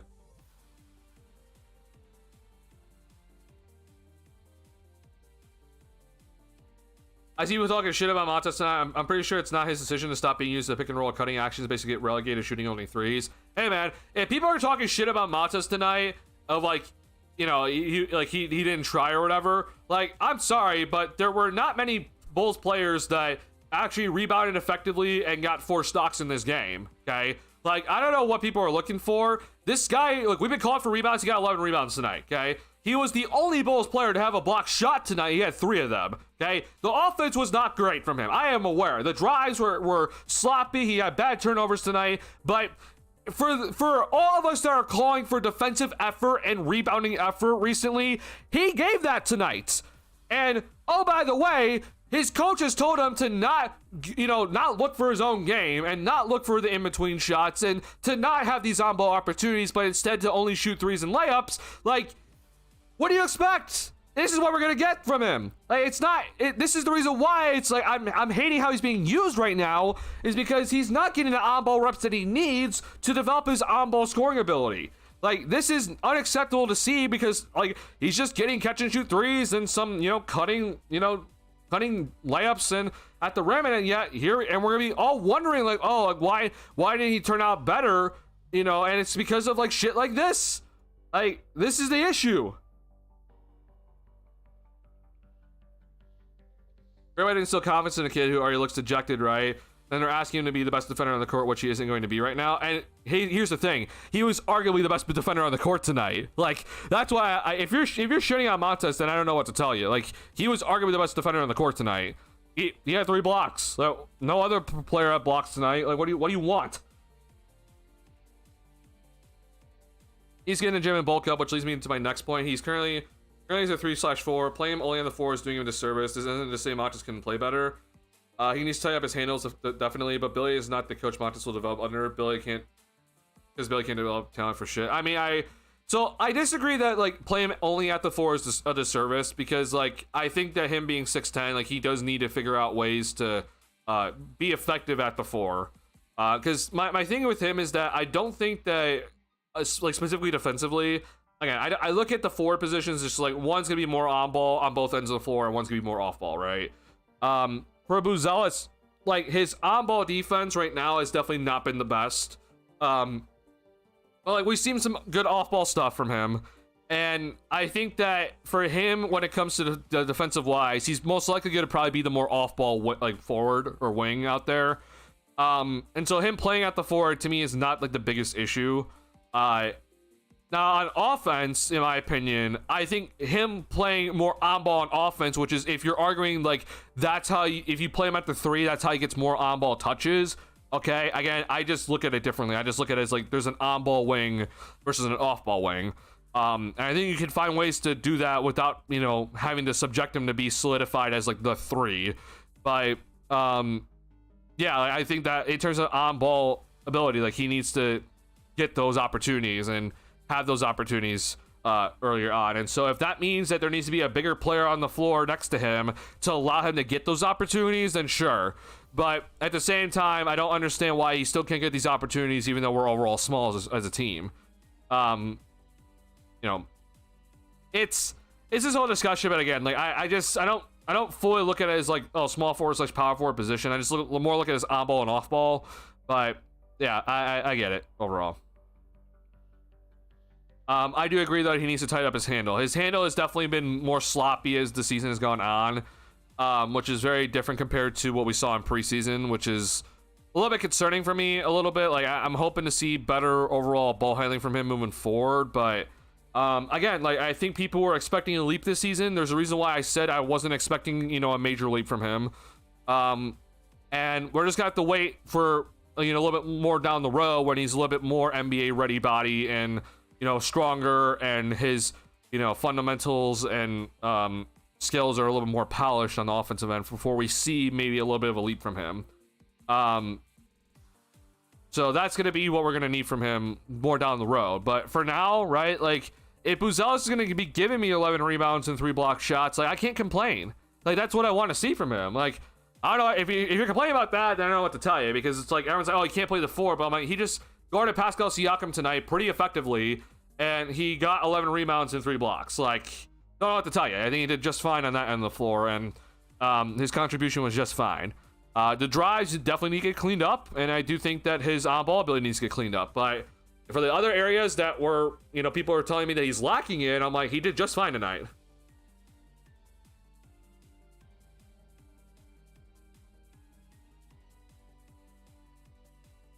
Whenever Will Leitch went to a Bulls game and was shocked at how low the standards were. Yeah. It's incredible how low the standards are across this organization. There's no accountability. His best years came when he had superstars and all-stars covering up for his coaching ineptitude. Yeah, when he had Chris Paul as like one of the smartest players to ever play the game covering up for him, or DeMar DeRozan is one of the most clutch players in the game, or you know, Paul George, Russell Westbrook, and Carmelo Anthony, or Kevin Durant. Like, yeah, that was Billy's best times. I like Booz as a small forward more due to speed and on ball. Not he spell a bit more relatively, more like KD relatively. I can understand that, but again, like, even if we are smaller right now, I just don't understand why he can't get those on ball opportunities anyway. Like, Kevin Durant, when he was in Phoenix, was very clearly the power forward there, right? And he was surrounded by a bunch of small guys, but he still got his on ball reps there. Why can't we do that here? Now, if it's like absolutely necessary for like a big man to be playing next to Buzelis for him to get the on-ball reps, and like I think there's a serious issue then from coaching staff like point of view. Like, they just clearly don't know what to do with themselves and how to actually get on-ball opportunities for certain guys. But I don't know. I personally believe that he can get these on-ball reps anyway, even if we are, you know, smaller. I understand that there's this whole talk about like matchups then, because like you're you know, it's maybe if we had a bigger guy out there, instead of him being guarded by Siakam, he's guarded by someone like maybe like an Andrew Nembhard or, you know, a Ben Shepherd instead, and maybe he can take advantage of those matchups a little bit better. But even with that being said, I feel like you can still find a way to get a switch without that, like without a bigger guy on the floor. Whenever we talk about the Bulls over, let's say, last decade, it feels like Groundhog Day. I'm tired, boss. Oh, I'm also tired, man. But like I'm willing to still, like, to be clear, it does feel like Groundhog's Day, but that does not mean that I'm going to be stopping from talking about this team. Like, I know a lot of people, like, if you are like absolutely done with this organization, I don't blame you. Like, I'm not here, like, my job is not to keep you guys engaged with the Bulls. Okay, that's the Chicago Bulls marketing team's job, is to try to keep fans engaged and still supporting the team. Okay, I'm not here to tell you to stay supporting this team, okay? But what I will tell you is that no matter what, I am going to be here because I'm a diehard Bulls fan forever. And I'm going to be still covering this team until end all be all, whenever this channel does end. and still be talking about the same old bullshit no matter what. It's going to feel like Groundhog's Day. It's going to feel terrible. It's going to feel annoying to talk about the same shit every single stream. But I'm going to continue doing it. I'm not going away anytime soon. I am going to be showing the ineptitude from this stupid organization on full display on all these streams until things change. And I'm not going to let that slip by, and I'm going to continue to be saying how terrible organization this Bulls organization is, and how terrible the front office is doing, and how terrible Billy's coaching is until things change. We might have to do this sort of stream consistently from here on out, especially if the Bulls can't find a way to win games soon. But I'll still be here. I don't care. Like, I'm gonna continue talking about it, and if you don't want to tune in the stream, that's totally fine by me. I would want you here because I think that we can still have good conversations even with the Bulls being so terribly bad recently. But if you're done, I'm not here to keep you around. Like, I don't blame you, honestly. There's a lot of good other basketball, honestly, to go watch around the league. And if you don't want to watch the Bulls, I think it honestly would be a good overall choice for your mental health. But again, like, if you're a diehard like me, like, you're not gonna let this team you're not gonna let them off the hook. You want this team to find ways to success, and we're going to continue talking about what are the proper ways for this Bulls team to get towards success, and continue talking about it and asking this Bulls front office to do such moves until it's actually done. So buckle up. That's all I have to say. I hope you stick around, and if you are sick and tired of this Bulls organization and this Bulls team, hey, by all means, move on. I'm not here to keep you around. That's not my job. But my job is, though, to analyze this team and to bring my analysis to you guys, and hope you guys, can have good conversations overall with me about my analysis and your analysis and everything else. And we're going to continue doing that from here on out, no matter if the Bulls are doing absolutely terrible, not doing the proper decisions, or if they're actually doing the right decisions, right? I think that's what we're all hoping for, is that eventually we will be analyzing a team that has made the proper decisions. Is it going to happen anytime soon? Most likely not. And with that being the case, I'm here for it. I'm here no matter what until the end to be calling out this Bulls organization for the rest of the season. I'm here for it. It's okay. It's gonna suck. It's gonna suck constantly, but if that's what it's gonna be, so be it. I'm here to still call them out, and I'm gonna continue calling them out. And I think that's totally, like, just get ready, and I feel like I have every right to call them out with it. And if you think that I'm being, wasting my time, like, I probably am, but so what? This is the way that I decided to use my time. And if you are, don't like the analysis or whatever, or just like sick of hearing the same old shit over and over again, you can move on. I'm not here to keep you around, honestly. Fans have low standards there too. The fan standards are very low here, and it's not their fault fully, right? Like, I don't ever want to blame the fans for why a team is a certain way. Unfortunately, they do play a factor. I do think fan standards are low, and like there's fans that just go to Bulls games because it's tradition. Like, many people just go to Bulls games because, like, they've grown up going to Bulls games. Like, they're right there. It's a fun social gathering for people. Like, they're not really there to watch the game. They're just there to socialize and just be out in public and have some fun with surrounding people. In a big market like Chicago, you're just going to get a lot of fans like that. So, like, there's basically no reason for the front office to change anything because they're still selling tickets, and Ryan Surfs continue to get their money with that. But then there's also Bulls fans who want this team to be good, want this team to be effective, and want this team to win, and also analyze this team and still fall for the Kool-Aid that is being given to them by Ryan Surf and the Bulls front office, and are like, no, I like where this team's going, and say, like, hey, like, yeah, this is good overall. Like, what I like what's happening here. I like this core or whatever. And you think that you're gonna have some standards, right? I'm like, oh, this team's gonna, find ways to be better or whatever. And the 20-5 record to end the season, right, that we had, like, a lot of people talk about that, or what was it, 15-5, whatever the hell it was. But like, people are gonna drink the Kool-Aid because I'm telling you right now, like, even if, like, let's say, like, that, end of season run was actually legit, and we're still heading into the season with, like, a really good run or whatever, like, I don't know if the team, or let's just say a decent run, like, the team is not going to make the proper moves to actually go and try to make the team overall better either. Like, I think that's the other thing that we have to be aware of. So if that is the case, right, you know, I don't understand your standards, honestly, for people. Because again, people were coming in after that Pistons win on opening night acting as if we won the championship. And I'm like, it's one game, guys. Like, there were legit. Do you guys remember this? I know Ryan was in chat, but like, do you guys remember when that Pistons home opener, and like people came into this chat and were acting as if like I was such an idiot and like we won the championship? Like, how dare I disrespect this team? How dare I disrespect AK? I'm like, it's one game. Like, are you guys actually like satisfied after one game? Well, I better hope you weren't, because holy shit, we're under 500 already. 19 games, okay? It's in 19 games. We started 5-0 and we're under 500. So I better hope that you guys weren't satisfied after a 5-game winning streak to start the season. You better not have been, because very clearly you shouldn't have been. Hey, we have 10 losses and 9 wins. Look at that. Even the trade record of the Bulls, staying for the post-game ranting. Hey, man. I appreciate that people can empathize with my post-game ranting. People can empathize with my anger. Again, I'm going to continue calling out this team. Like, I'm not here to tell you to be a Bulls fan. I'm just here to tell you what this Bulls organization is doing wrong and to analyze why they're doing things wrong. And we're going to continue doing it. There's so many other things to do in Chicago than go to Bulls games people need to stop.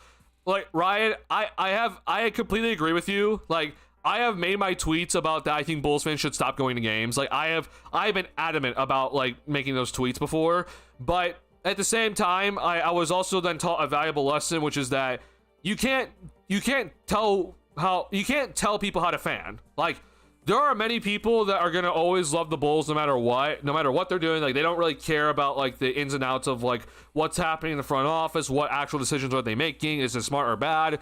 They're just gonna go out there and be like, hey, you wear a Bulls uniform, I'm supporting you, I'm going to the game, right? Like, that's just how they are. And unfortunately, like, you know, in some senses, unfortunately, it's just like, that's not gonna change. And, you know, I would love to change that fan and be like, try to tell them like, hey, don't go to games right now. But that's just the way that they are. And if that's the case, then you know what?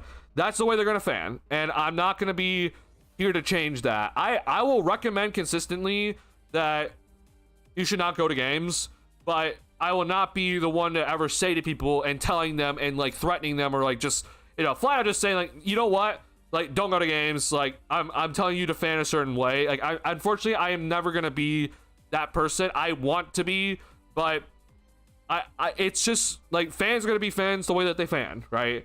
My recommendation though for everybody is that if you want this Bulls team to actually win, then you should stop going to games. However, with what I just said, right? What I said about like, okay, like you can't tell fans how to fan, right? And that is a legit, that's a true statement. You can't change people. You can't tell fans how to fan. And unfortunately, it's really stupid that we have to even talk about it as just like we have to hope like, oh, fans stop going to games to hope and pray for this Bulls front office to make the right decisions, right? Or for Ryan Surf to make better decisions, right? Like, that should not be the standard or the reason why we should be like that the front office or the Bulls make right decisions. Like that should not be the reason why, right?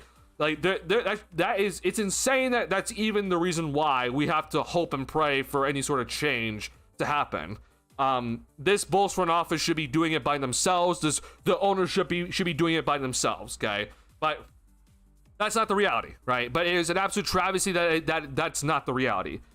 With that being said, though, like I said, if you are a fan that is just going to go to games no matter what, then what I have said to those people is that if you financially support mediocrity or financially support terribleness, okay, then your expectations should be mediocrity or lower.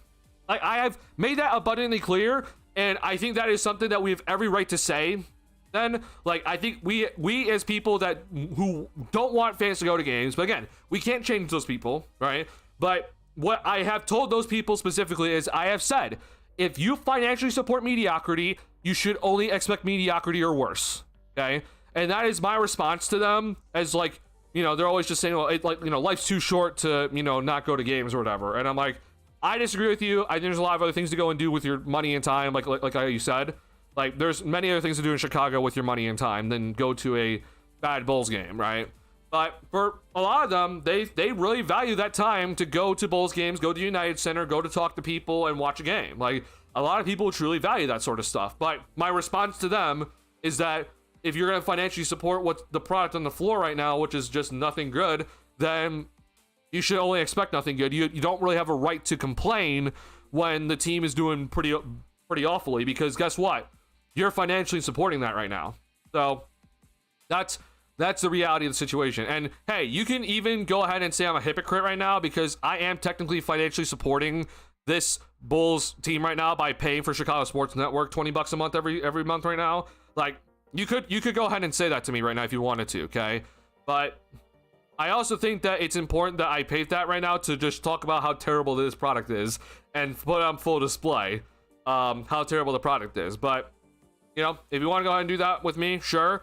But all I'll say is that I know a lot of people, when you go to Bulls games, you financially give more when you buy tickets and, buy stuff over there than me paying $20 a month. And I get to cancel it once the Bulls season ends, which is going to happen in April anyway. So, just saying, like, if you're going to be calling me out that, and that's fine. But all I'm going to say is that if you're going to games and you're still financially supporting a lot more, then I'll ever financially support this team. I've been watching the Bulls since Jordan. I know a horrible product when they're actually trying to in the front office, and they're more than okay as long as they're getting money with mediocrity. Oh, for sure. Black Midnight, you're 100% correct. 1,000,000% correct. Yeah. This team is perfectly fine being just mediocre to bad, but it's just enough to keep the fans engaged to keep going to Bulls games, and they're totally fine with it. Yeah.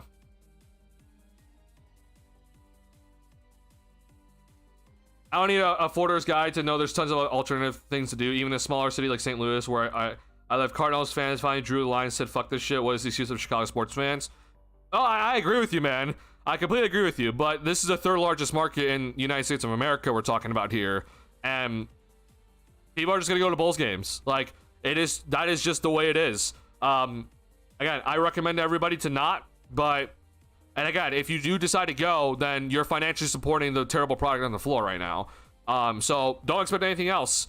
Don't complain when it's bad for you. Like, don't complain if you're pissed off at how the team is playing. Like, you don't have the right to do that if you're financially supporting this team. But yeah, if that's just how it is though. Like, this is the only basketball team in the city, and or professional basketball team in the city in the NBA. They're just gonna get support. That's how it goes.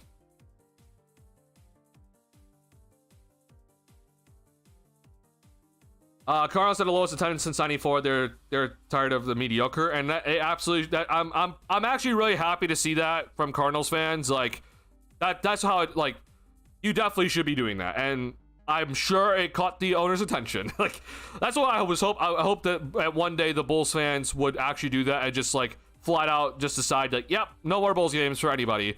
No attendance for anybody, and then all of a sudden, then the Rhinesters have to get their shit together because, like, oh shit, we're losing money this season. Like, we can't have that happen. We gotta make some changes. Like, that's what we should be doing, but it's never gonna happen.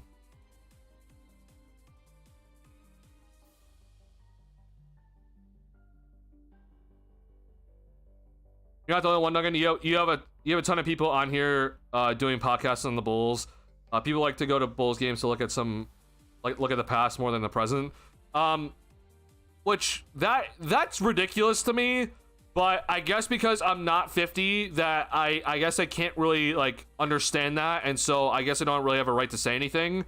But, like, to me that's ridiculous. Like, it is genuinely ridiculous to see that people go to Bulls games still just for the past and, like, just, putting on nostalgia goggles or whatever. I personally will never understand that because, again, I'm 24, so, like, I didn't see the Jordan years, I didn't see the Dynasty years. I won't have that experience to go off of, but, like, I'm also not 50, so I guess that there's just some people that, they're like, yeah, let's just go to a Bulls game for feels or whatever. I'll never get that, maybe until I'm older, but to me that just sounds stupid. I'm sorry. But if you decide to do that, hey, again, I'm not stopping you. I'm just telling you that you're financially supporting mediocrity, and you should only expect that, nonetheless. So, crazy part is people made the tradition arguments in the media there, and people rebelled it anyway. Yeah, I don't know. UC is a tourist trap, to be honest. I would like to go once, but that's it. I'm telling you, like, again, I've never been to United Center. Okay, so if you're wondering, like, well, Duncan, have you ever been to a Bulls game? No, I've never been, because the only time I was even watching when the Bulls were like decent was 2015-16. And that's the only time I would have went. I didn't go. Since then though, it's like I'm not going. Like, why would I go? I'm not gonna support this team financially. There's no way. So like, I've done my part, and just I'm never going to Bulls games ever again. And by the way, if you're wondering, I'm not going to White Sox games. My family, if you're wondering about tradition, okay, like my family, the reason why I bring up tradition when it comes to this sort of stuff is that like my family would go to a White Sox game every year. Like we would bring like 30 people to a White Sox game every year. Okay, like it's tradition, and I have made it abundantly clear to everybody that like, hey, I'm not going. So like, I'm recommending you guys not to go, because we just, in the previous season, not this last one, but the previous one, we just had the worst record in modern era. There's no, like, you should not be going. And I did not go to a White Sox game this past season, and I don't think many of my family did either. So, all I'm saying is that like, I'm either, I have never gone to a Bulls game, so I've never done this financially. I've never supported the team financially. And then for Ryan, because again, the White Sox are owned by Reinsdorf. I made it clear, like, we're making changes. Like, we're not going to a White Sox game until it's actually worth it. I'd rather go to a Brewers game and watch the White Sox there instead of going to, Rate Field now, which is such a terrible name. You want to go see the Bulls pick a game in a different town? That's my advice. Yeah, I completely agree with you, Ryan. Like, yeah, go to Milwaukee. Like, many Bulls fans are gonna be in Milwaukee anyway. Go there. Yeah, go. That is not a far drive. That, like, I've made that drive multiple times. I've been to many Bucks games before because it's cheaper. But also Giannis is a fun watch, and I got to watch, prime Russell Westbrook when I went to a Bucks game, and like I got to watch Russell Westbrook put up a triple double. Like, hey, that's worth my money. That was when he was with OKC still. But yeah, man, like I there's just many other things I think you should go do instead. Unfortunately, many people don't share that sentiment, right? Many people think that, no, I'm never gonna go and support an opposing, rivalry team or whatever. Which I'm just like, first and foremost, there's no rivalry currently. I don't know what to tell you about that. Like, the Bucks and the Bulls do not have a rivalry going on. I'm sorry. I also, if there were any sort of big, like battles in the 90s between the Bucks and the Bulls, which I don't think there really were, I don't care. I'm 24. Sorry, I never saw it. But my time is much better spent going to watch the Milwaukee Bucks right now and watch them in the Bulls play in Milwaukee than going to spend time at the United Center.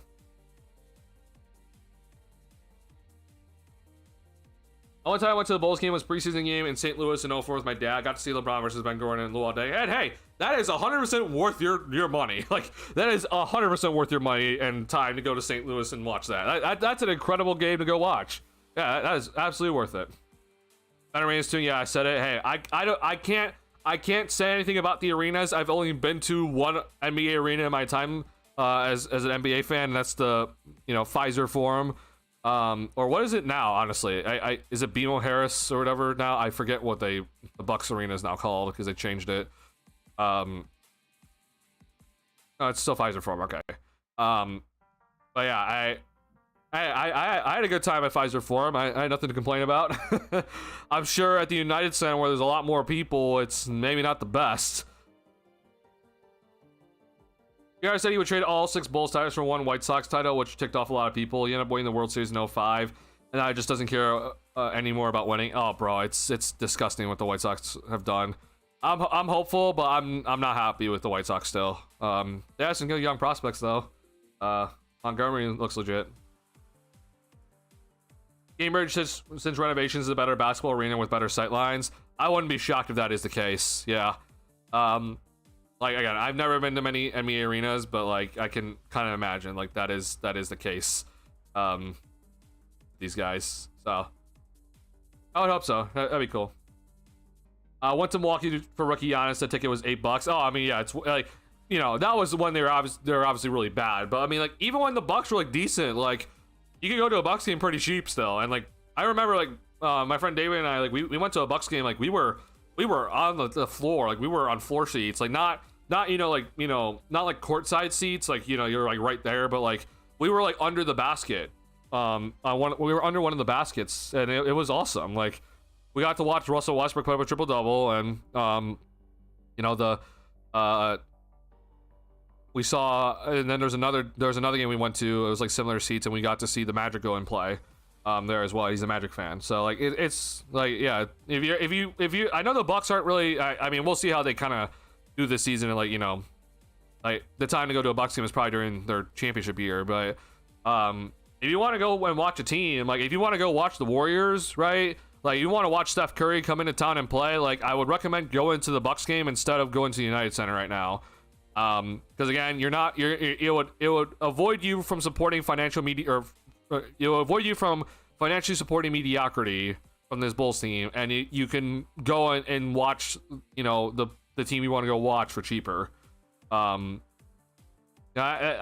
don't think you, like, people are so weird, because like, I've told people that have gone to Bucks games, they're like, oh, you're not a Bulls fan. I'm like, what the hell are you talking about? Like, what is wrong with you? Like, I'm a diehard Bulls fan. Like, just because I go and watch another team that I'm interested in, I'm not as interested in the Bucks. Like, I'm more interested in the Bulls. Like, very clearly, I do these streams. But like, just because I go and watch a Bucks game in person does not make me not a Bulls fan suddenly. Like, what the fuck is that? Also, soft spot for any because I go to the 500 every year. Hey, that's money well spent for sure. I was honestly thinking about going to the, like, and this was years ago, but like I was thinking about going to the Brickyard for a NASCAR race. Like, I remember my family were looking at it, but we never got around to it, and it's never gonna happen at this point. But, and the NASCAR product is definitely not good right now. But yeah, man, any 500 for sure. Yeah, that's definitely money well spent. Which the Bulls and Blackhawks would split and not share anymore. Either the Bulls lead to build one, or the Blackhawks build one on their own. Well, I'll tell you this: the Bulls are not going anywhere. There's been plans already kind of released about like what they're gonna do around the United Center. There's gonna be a lot of changes made to try to make things a little bit better overall. I'm sure a lot of it is to try to like host the All-Star game better, more money, basically.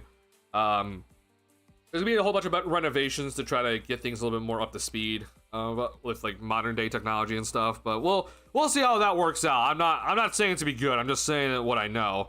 But I know for sure that the Bulls aren't going anywhere because they bring in the most amount of money. So there's no way the Bulls are going anywhere. So if there's any team's gonna leave, it's the Blackhawks. But like either way, it's just stupid that we even have to talk about them splitting to try to make this Bulls team better. Like, we should be perfectly fine with them not sharing the United Center and splitting revenue and everything. People love Frank Thomas. He was one of the best MLB video games ever and his big hurt. Oh yeah, I mean, I hear differing opinions about Frank Thomas. Like, people love Frank Thomas or either hate Frank Thomas, and I'm just kind of neutral about him because again, like, I didn't get to see him, unfortunately, like in his like prime years or whatever. But I'm very much aware of him. I do think that some people that are hypercritical of him are too critical of him and hate him too much. He might get a little bit too much love also on that side, but I don't know. Yeah, he gave us a lot. Gamers tickets are insanely cheap if you wanted to see Bulls versus Pacers. It isn't that much even with the gas money. Oh, honestly, I'd probably gonna be interested. I have some time in like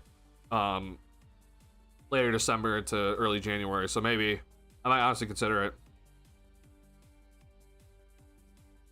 I appreciate that info. I went to the 50th anniversary of the St. Louis Hawks 1958 title in 2008 with my brother-in-law, who was dating my sister at the time. It was a fun time. We got to see legends like Bob Pettit. Oh, wow. That's cool. Yeah. NASCAR fell off. Yeah, the France family sucks. I'm hoping that the 23-11, the Jordan-owned team is going to win their lawsuit and change NASCAR for better, because holy shit, you see what happens when bad ownership, like especially a family-owned ownership, is just takes over and isn't willing to change. Like, you see what happens, right? The Bulls are a prime example of it, but then NASCAR with the France family and like them not willing to do anything different is just so terrible. I When I was younger, man, NASCAR was my life. Like, I was a NASCAR fan before I was a White Sox fan, before I was a Bulls fan. And NASCAR is just, it is just absolutely tanked. It's so sad to see. I'm sad about it. A lot of people are like, oh, with the drivers or whatever. I'm like, no, it's the France family doesn't know how to market their product properly. They don't know how to make the proper rules. Spec car is just terrible overall. Too much drag. The horsepower is low. We're raising it next year a little bit though for short tracks. It's just asking car fans about the Holman family and Tony George. Trust me, I have a friend who's very much into that sort of stuff, and like I hear about it as well. But like, it's insane how big of a dip like NASCAR has taken. It is just insane. It sucks to so much because like I love the sport. Like I love NASCAR, but it's just, God, man, the way the France family has taken over shit, it's just it's frustrating. All right, y'all. I've ranted enough about this game in and of itself, and talked about fans recommending not to go to games. So if Ryan, by the way, if you ever are discussing with a fan about like, hey, don't go to games, and they give you pushback, and they're just gonna no, I'm still gonna go. Like, again, you're not gonna ever change people, right? Like I want to make that clear. Like, you're never gonna change people. One of the valuable lessons that you can learn early in life is that you can't change people, even if you try your hardest. Like, people are who they are, and you just have to hope the best that they change. But either way, though, like if they ever say like, well, like, I mean, I'm still just gonna go or whatever, and they're giving you pushback about it, and like you're giving you all the recommendations about like why you shouldn't go or whatever. Like I said earlier, like my response to those people is just that, well, again, I'm not gonna ever tell you how to fan or how like you should not go to games. Like, that's your decision. But if you're gonna financially support mediocrity, then you can only expect that or worse. Unfortunately, like, that's just how it is. Like, that's my response to them. It's just like, you don't really have much you can't really complain if like the product is terrible, because you're basically financially supporting it right now. So, and you're not alone. Like, you're obviously not the only people financially supporting it, but it's just the reality of the situation. So, I don't know. Recommend other things. There's a lot of other things you could obviously do in Chicago. And it's utterly stupid that this is how it works, but here we are. Now, the greatest city in the world in St. Louis being called a boring city, yet we can find other things to do here in an allegedly boring town. Oh, bro. First and foremost, I've been to St. Louis. I've been to a Cardinals game. First off, your stadium is awesome. Okay, I want to make that clear. I've been to a Cardinals game, and I've watched the White Sox there. Stadium is awesome. It is not a boring city. It is definitely not a boring city. I love the atmosphere of St. Louis. We've walked many blocks in St. Louis before. It's a great overall city. And yes, I completely agree with you that the argument that, oh, well, we want to go to a Bulls game, we can't find anything else to do in Chicago, is stupid. Like, other people obviously in St. Louis figured out a way to do it, then why can't we do it? I completely agree. It is definitely stupid. It is a stupid argument from these Bulls fans. I completely agree, but again, we can't change. I love Chicago, but I hate to talk some people engage in. I don't blame you. Like, don't get me wrong, I love Chicago to death. Chicago is going to be my number one city forever. And like I said, again, like, for all these Chicago like diehards, like, just because I compliment St. Louis does not mean like, oh, you hate Chicago or whatever. Like, I agree with you, Ryan, that there's too many people, too many Chicago people that are like that are just like, yo, like, it's Chicago or nothing or whatever. I'm just like, brother, like, come on. Look, man, I'm Chicago till I die, but I can compliment other cities. I can go to other cities and enjoy my time. Yeah, but I do agree, though, that I think some people are too much like Chicago pride of everything. I'm like, oh, it's the best thing ever. How dare you disrespect our decisions or whatever. It's just like, okay. There's definitely things I don't agree with when it comes to Chicago. I definitely don't agree with some things, and how some people act. But that's just how, again, we can't change it. But for someone who has lived in the city for 2 years, it's a great overall city. So I love it, and it's it's not exactly my hometown. I was born out of this country, but I love it. So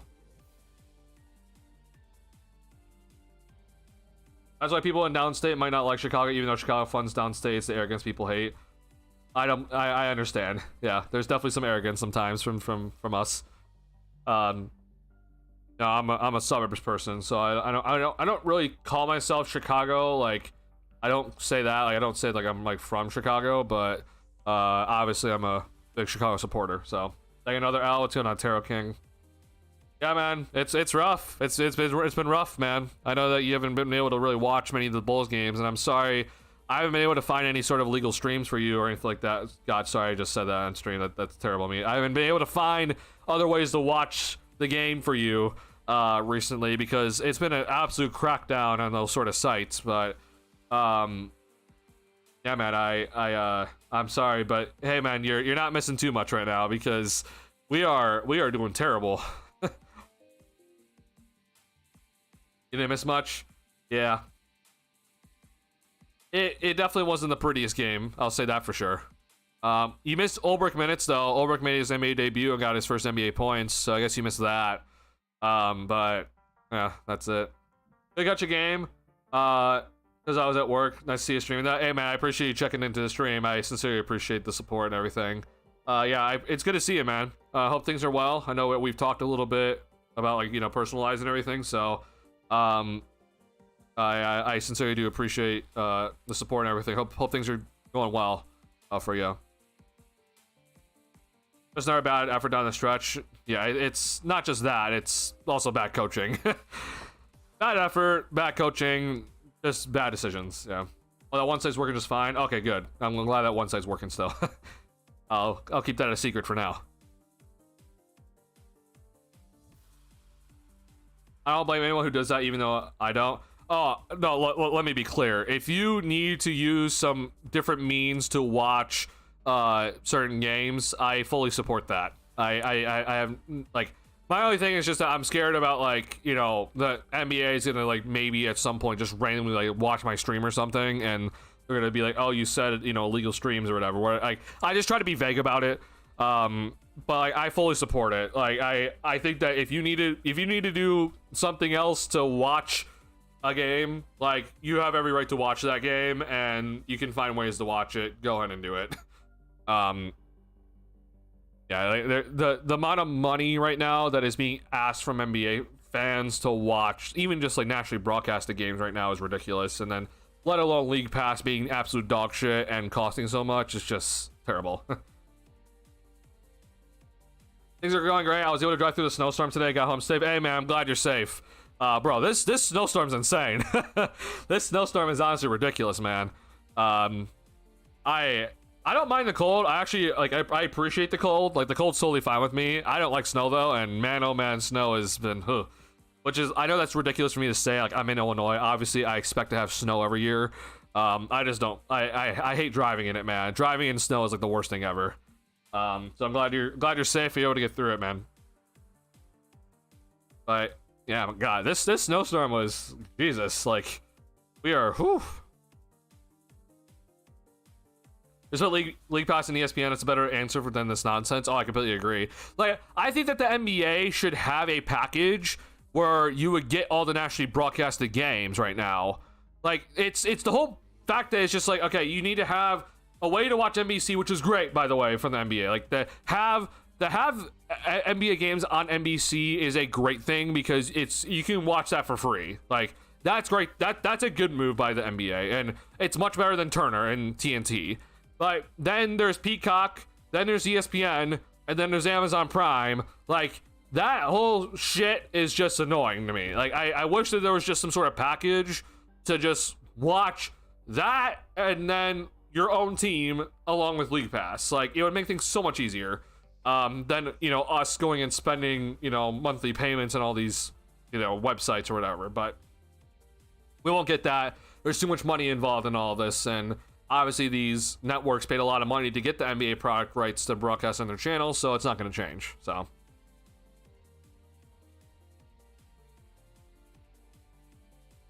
NBC should have the finals. That should be better. I would be 100% in favor of NBC having the finals. Their broadcast has been significantly better than ESPN's. Prime's honestly been pretty good. I won't lie. Like, I think Prime's honestly been pretty solid.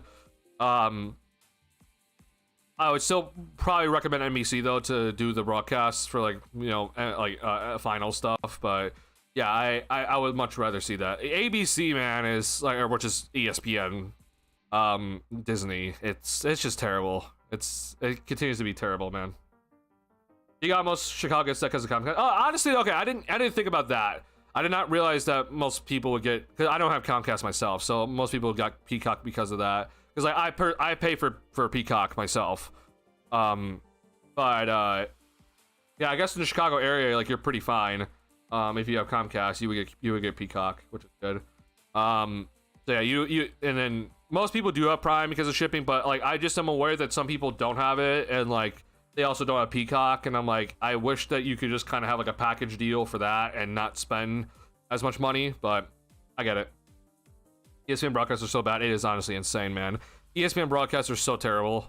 Like I hate all of them. The pregame postgame is bad. Like have you guys seen, by the way, that they're trying to like break down plays now in pregame and postgame now because NBC and Prime are doing it now. Like they're trying to like get caught up to competition, because they're listening about like what their issues have been. But like it's the fact that you still have like Kendrick Perkins on the pregame and postgame, which is just utterly ridiculous, and we don't want to listen to him. The broadcast overall itself is just bad. Like you just don't feel as like invested into the game when you watch an ESPN broadcast, which is ridiculous, but it's just the unfortunate reality of the situation. Yeah,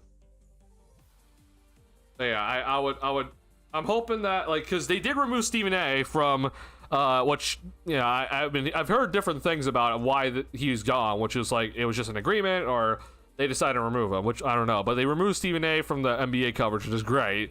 But there's definitely a lot of things they could get better. NBC just knows how to market and promote the game better. I mean, made a mistake when leaving NBC. Oh, for sure, they made a big mistake. Like TNT did not do a good enough job, at least in the past decade-ish. TNT did not do a good enough job. Because I don't really know about like the, you know, early 2000s part of TNT or Turner. Like I don't know how they broadcasted and promoted the game then. I'm not sure, but you know, I could definitely say from at least like 2015 on, which maybe even 2015 to 2019 was okay. But you know, since then though, to me, it hasn't been marketed that great. NBC has done a great job. I think that the studio analysts are much more modern. They, you know, Vince Carter, T-Mac, and Mello, they're all very modern, and Brian Scalabrine as well. Like they're more modern. They're more relevant to what the game is to today. They understand how the game is played today because a lot of them played in it. Like they're more up to date with how this game is played now. And I get with T-Mac, like, you know, T-Mac was more than a decade ago when he retired, but like even then he's still much more up to date compared to Charles Barkley. So yeah, I think that NBC's done a good job. Prime is also much more up to date. Dirk, Blake Griffin, Udonis Haslem, Steve Nash, like they're all just so much better.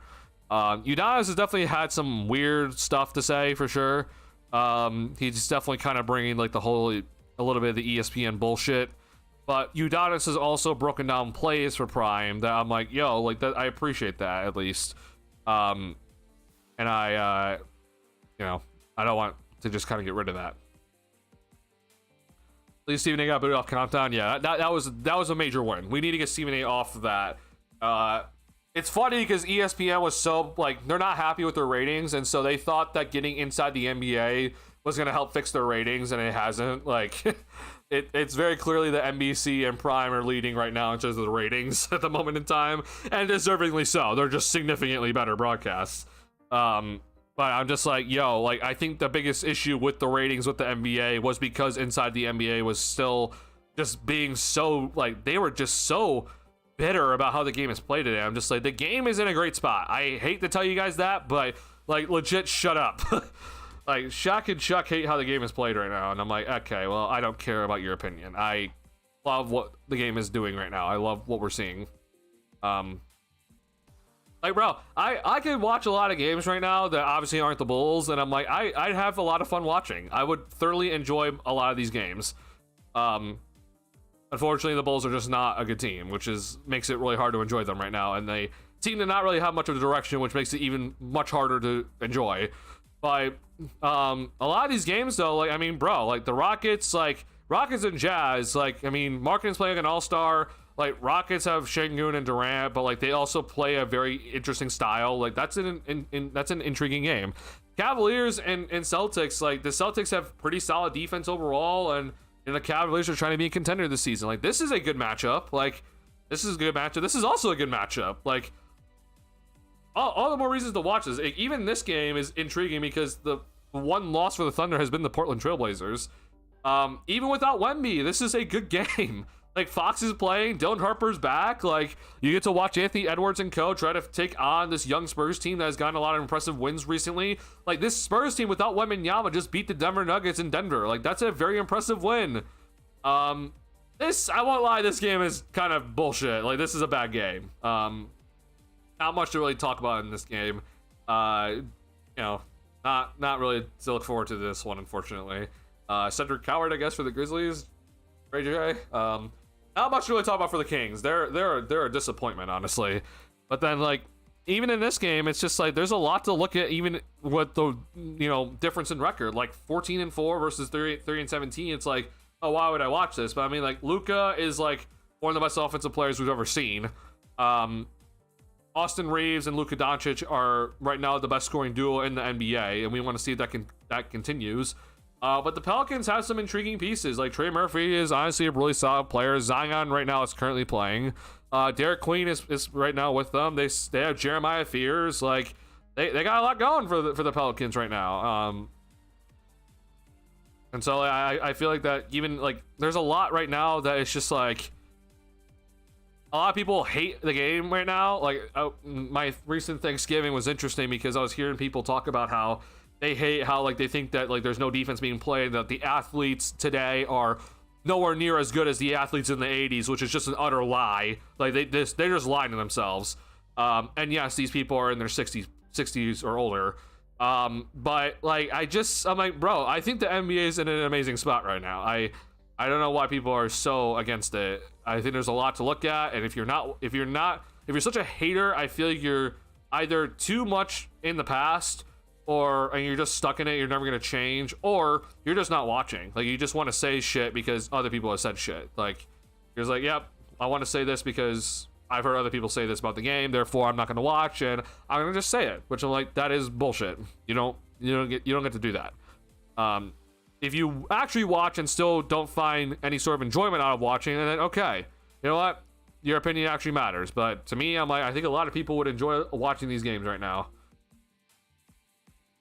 I mean, it's in a quiet renaissance, just need to figure out marketing. And I think that we're in a good step. Like, the ratings this season are significantly better than last season alone. And it's just because that we were on NBC and Prime now. Like, it is significantly better. And the thing that shocks me is that, like, the Prime ratings are actually really solid right now. Like, I was a little bit concerned about that because, like, it's not on Twitch. Because, like, Thursday Night Football is also on Prime, but it's also free on Twitch. So I was hoping that the NBA was going to do that, but they haven't done that. And even with Prime, with it being a subscription-based service, like, you're still seeing the ratings are actually at a really good spot right now. So, I don't know. It's just, like, people very clearly are more interested this season, which is great. And they should be. It's a good year. Always remember the 90s Bulls and venerate that. I mean, yeah, they're stuck in that era. They're looking at it as like, oh, this is one of the best players of all time, and yes, Jordan is arguably the GOAT. And they're like, oh, well, none of these players can match up to him, which is just like, well, why do you expect anybody to match up to him? He is arguably the GOAT. Like, what do you expect? That there's just gonna be another GOAT coming along, and that's the only guy worthy of your time watching? Like, what do you expect? But just because someone's not the GOAT does not mean that they're not good players, for God's sake. Us Hockey's fans don't really care about ESPN broadcast either. Oh, yeah, I have a person that is into hockey, and they've told me about the ESPN stuff with them. Yeah, I'm sorry. Unfortunately, I'm not a hockey fan. I can't really get into it. I watched the Blackhawks when they, like, in the playoffs when they were good. But like not even every game. Like I would watch like a few games. But I still am not like, I don't know, I'm just not that interested, unfortunately. Yeah. I you know, and everyone's just like, well, I mean, how dare you though? I'm like, well, I mean, are you willing to watch baseball? And a lot of people aren't. So, I watch a ton of baseball. A lot of other people, older people were mad about LeBron that he got so much attention to Jordan, which is just like, why are you mad? Like, do I think LeBron's like a greater player than Jordan? No. Do I think LeBron is the GOAT over Jordan? No. Like, do I think LeBron's a better player than Jordan? No. But just because that the best player in the league is getting a lot of attention should not make you have a disdain towards the NBA. Like, I don't get that at all. That doesn't make any sense to me. But you know, people have their reasons. I'm not here to change it. All right, y'all. Let's look ahead here. So, Bulls are going to continue this road trip, okay? The Bulls face Orlando next, and reminder to everybody that we beat Orlando on the second game of the season, which a lot of people, including myself, was really impressed with that win. However, Orlando was not shooting well at all from three-point range. They made 3 threes, I think, all game. I just don't think that's going to continue. Like, they still don't shoot well from three-point range in general, but they're a better team right now compared to what we saw in the second game of the season. And the Bulls are very clearly a much worse team right now compared to the second game of the season. And honestly, even the second game of the season, I don't think the Bulls were even that good. The Orlando Magic just were not ready to play that day and did not hit their threes, which Bulls still gave up a lot of points in the paint still. So that's going to be my big thing. The Bulls need to stop the paint. They did that arguably today against the Pacers, but they also then like gave up a shit ton of threes in the first half. Like, the Pacers came in averaging 11.7 threes per game, and they had 12 in the first half, and yet we somehow lost the game when they only made 1 in the second half, which is just ridiculous. Yeah, we actually held the Pacers to a decent amount in terms of points in the paint, but as we saw though, like, it was a better overall defensive game in general, which I think a lot of it was due to the Pacers just missing shots, but sure. But we still lost, so it's still just terrible from the Bulls right now. So can you go and try to replicate this paint defensive performance again? Because the Magic are going to be trying to attack the paint against you. And pay attention to Desmond Bane. Desmond Bane is like finally gotten like comfortable with the Orlando Magic, and he's putting up some pretty gaudy numbers right now. So be prepared for him. He's obviously the best three-point shooter, so don't let him just start killing you from three-point range, which I think honestly could be happening here in this upcoming game. But right now, I mean, until the Bulls show me something better, which I guess you can argue that they show me better defense tonight, but I just don't put much stock into it, honestly. The Pacers are the worst shooting team in the league right now, so, you know, I don't put much stock into the Bulls' offensive effort tonight. I think it could have been a lot worse. I think the Pacers should have easily gotten 110 points tonight, but the fourth quarter was just so bad from them, and they just were missing just shot after shot. It was wide open. But the Orlando Magic are up there with you, up near the top of the league in terms of points in the paint per game. Try to limit this, please. Show me better defensive effort, for the love of God. This needs to get worked out, and we will see. The other area that I'm really concerned about, and I don't know exactly how much Orlando has done it this season, but Orlando is a bigger team, and the way that the Bulls have rebounded recently is really concerning me. And Orlando this season so far is 7th in offensive rebounding rating percentage. So in November specifically, they are 7th also. So this is my next other thing of just like what to worry about, because Orlando's big. Bulls have not been able to get defensive rebounds at all. You know, this game they did all right in it, but well, it's just been an issue, unfortunately, for the Bulls this month. As you can see here, the Bulls' defensive rebounding rating for the month of November is ranked 17th, 69%. Look at that, guys. We are doing awesome. Jesus, man, that's disgusting. For a team who has predicated about making sure we don't give up offensive rebounds, the fact that we are 17th in defensive rebounding percentage in the month of November is pretty disgustingly bad. We're now 7th in terms of overall rebounding percentage, and so I'm worried about us getting wrecked on the glass. That's gonna be my biggest worry, honestly. So glass is most important, and then this is probably the second most important to try to stop them. Right now, I just don't think I don't have any faith that the Bulls are gonna be winning any of these sort of games or showing me any sort of promise. So with that being said, I am looking forward to seeing if that could change, but you will have to see. I don't honestly think I should have much hope moving forward, but maybe they can find a way to give me some hope, and hopefully maybe Buzelis can like show me a little bit better a performance, or Giddy can show me a better performance, or yeah, we will see. Bulls getting rid of their shooting coach is starting to show in their shooting as a whole. So I don't think their shooting coach is really showing. Like, the Bulls are still like really good in terms of 3-point percentage, if I'm not mistaken, right? And I'll even go to just November here. Like, I'm pretty sure we're still pretty solid. Maybe I'm wrong. But in terms of like making sure we finish effectively around the rim, I would agree with you. Like, the Bulls are decent still. It's not horrible. This definitely could be better, but I don't think it's that big of an issue. But maybe you have a point. I think it's more so just like making sure that we finish around the rim effectively and taking overall quality shots.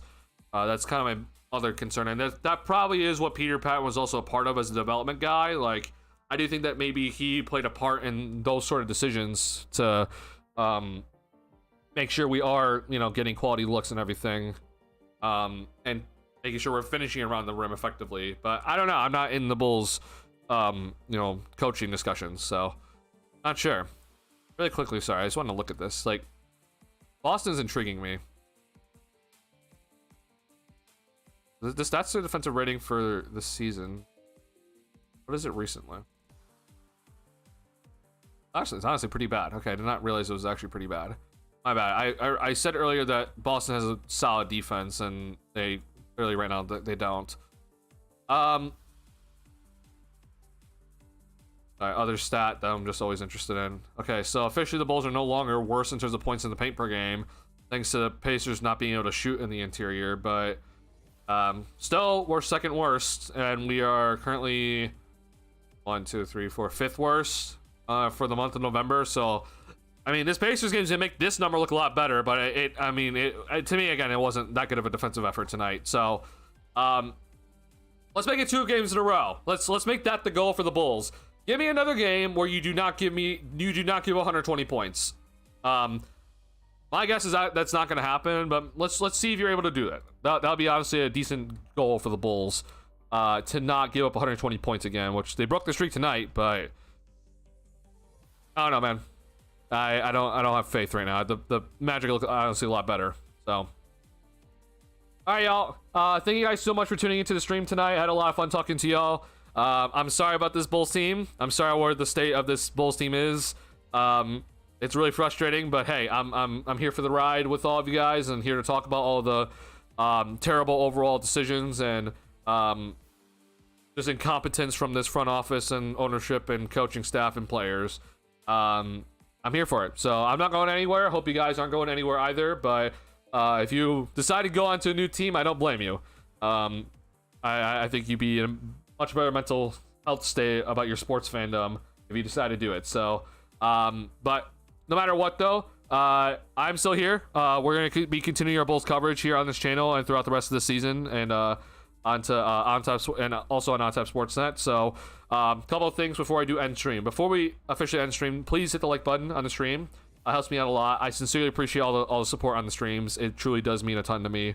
Thank you guys so much for all the support for all the streams so far this season. It's been great. If you're new to the channel like Bulls content, please subscribe. We're making Bulls content all season long. If you have not went ahead and read my most recent article on Io DeSumo, link to my author profile on OnTap Sportsnet is going to be sent into chat right now. So go ahead and read that article if you have not read that already. And then if you have not listened to the most recent podcast I did for OnTap Sportsnet with local Bulls fan or Alejandro Delgado, I'm going to go ahead and link that in chat as well.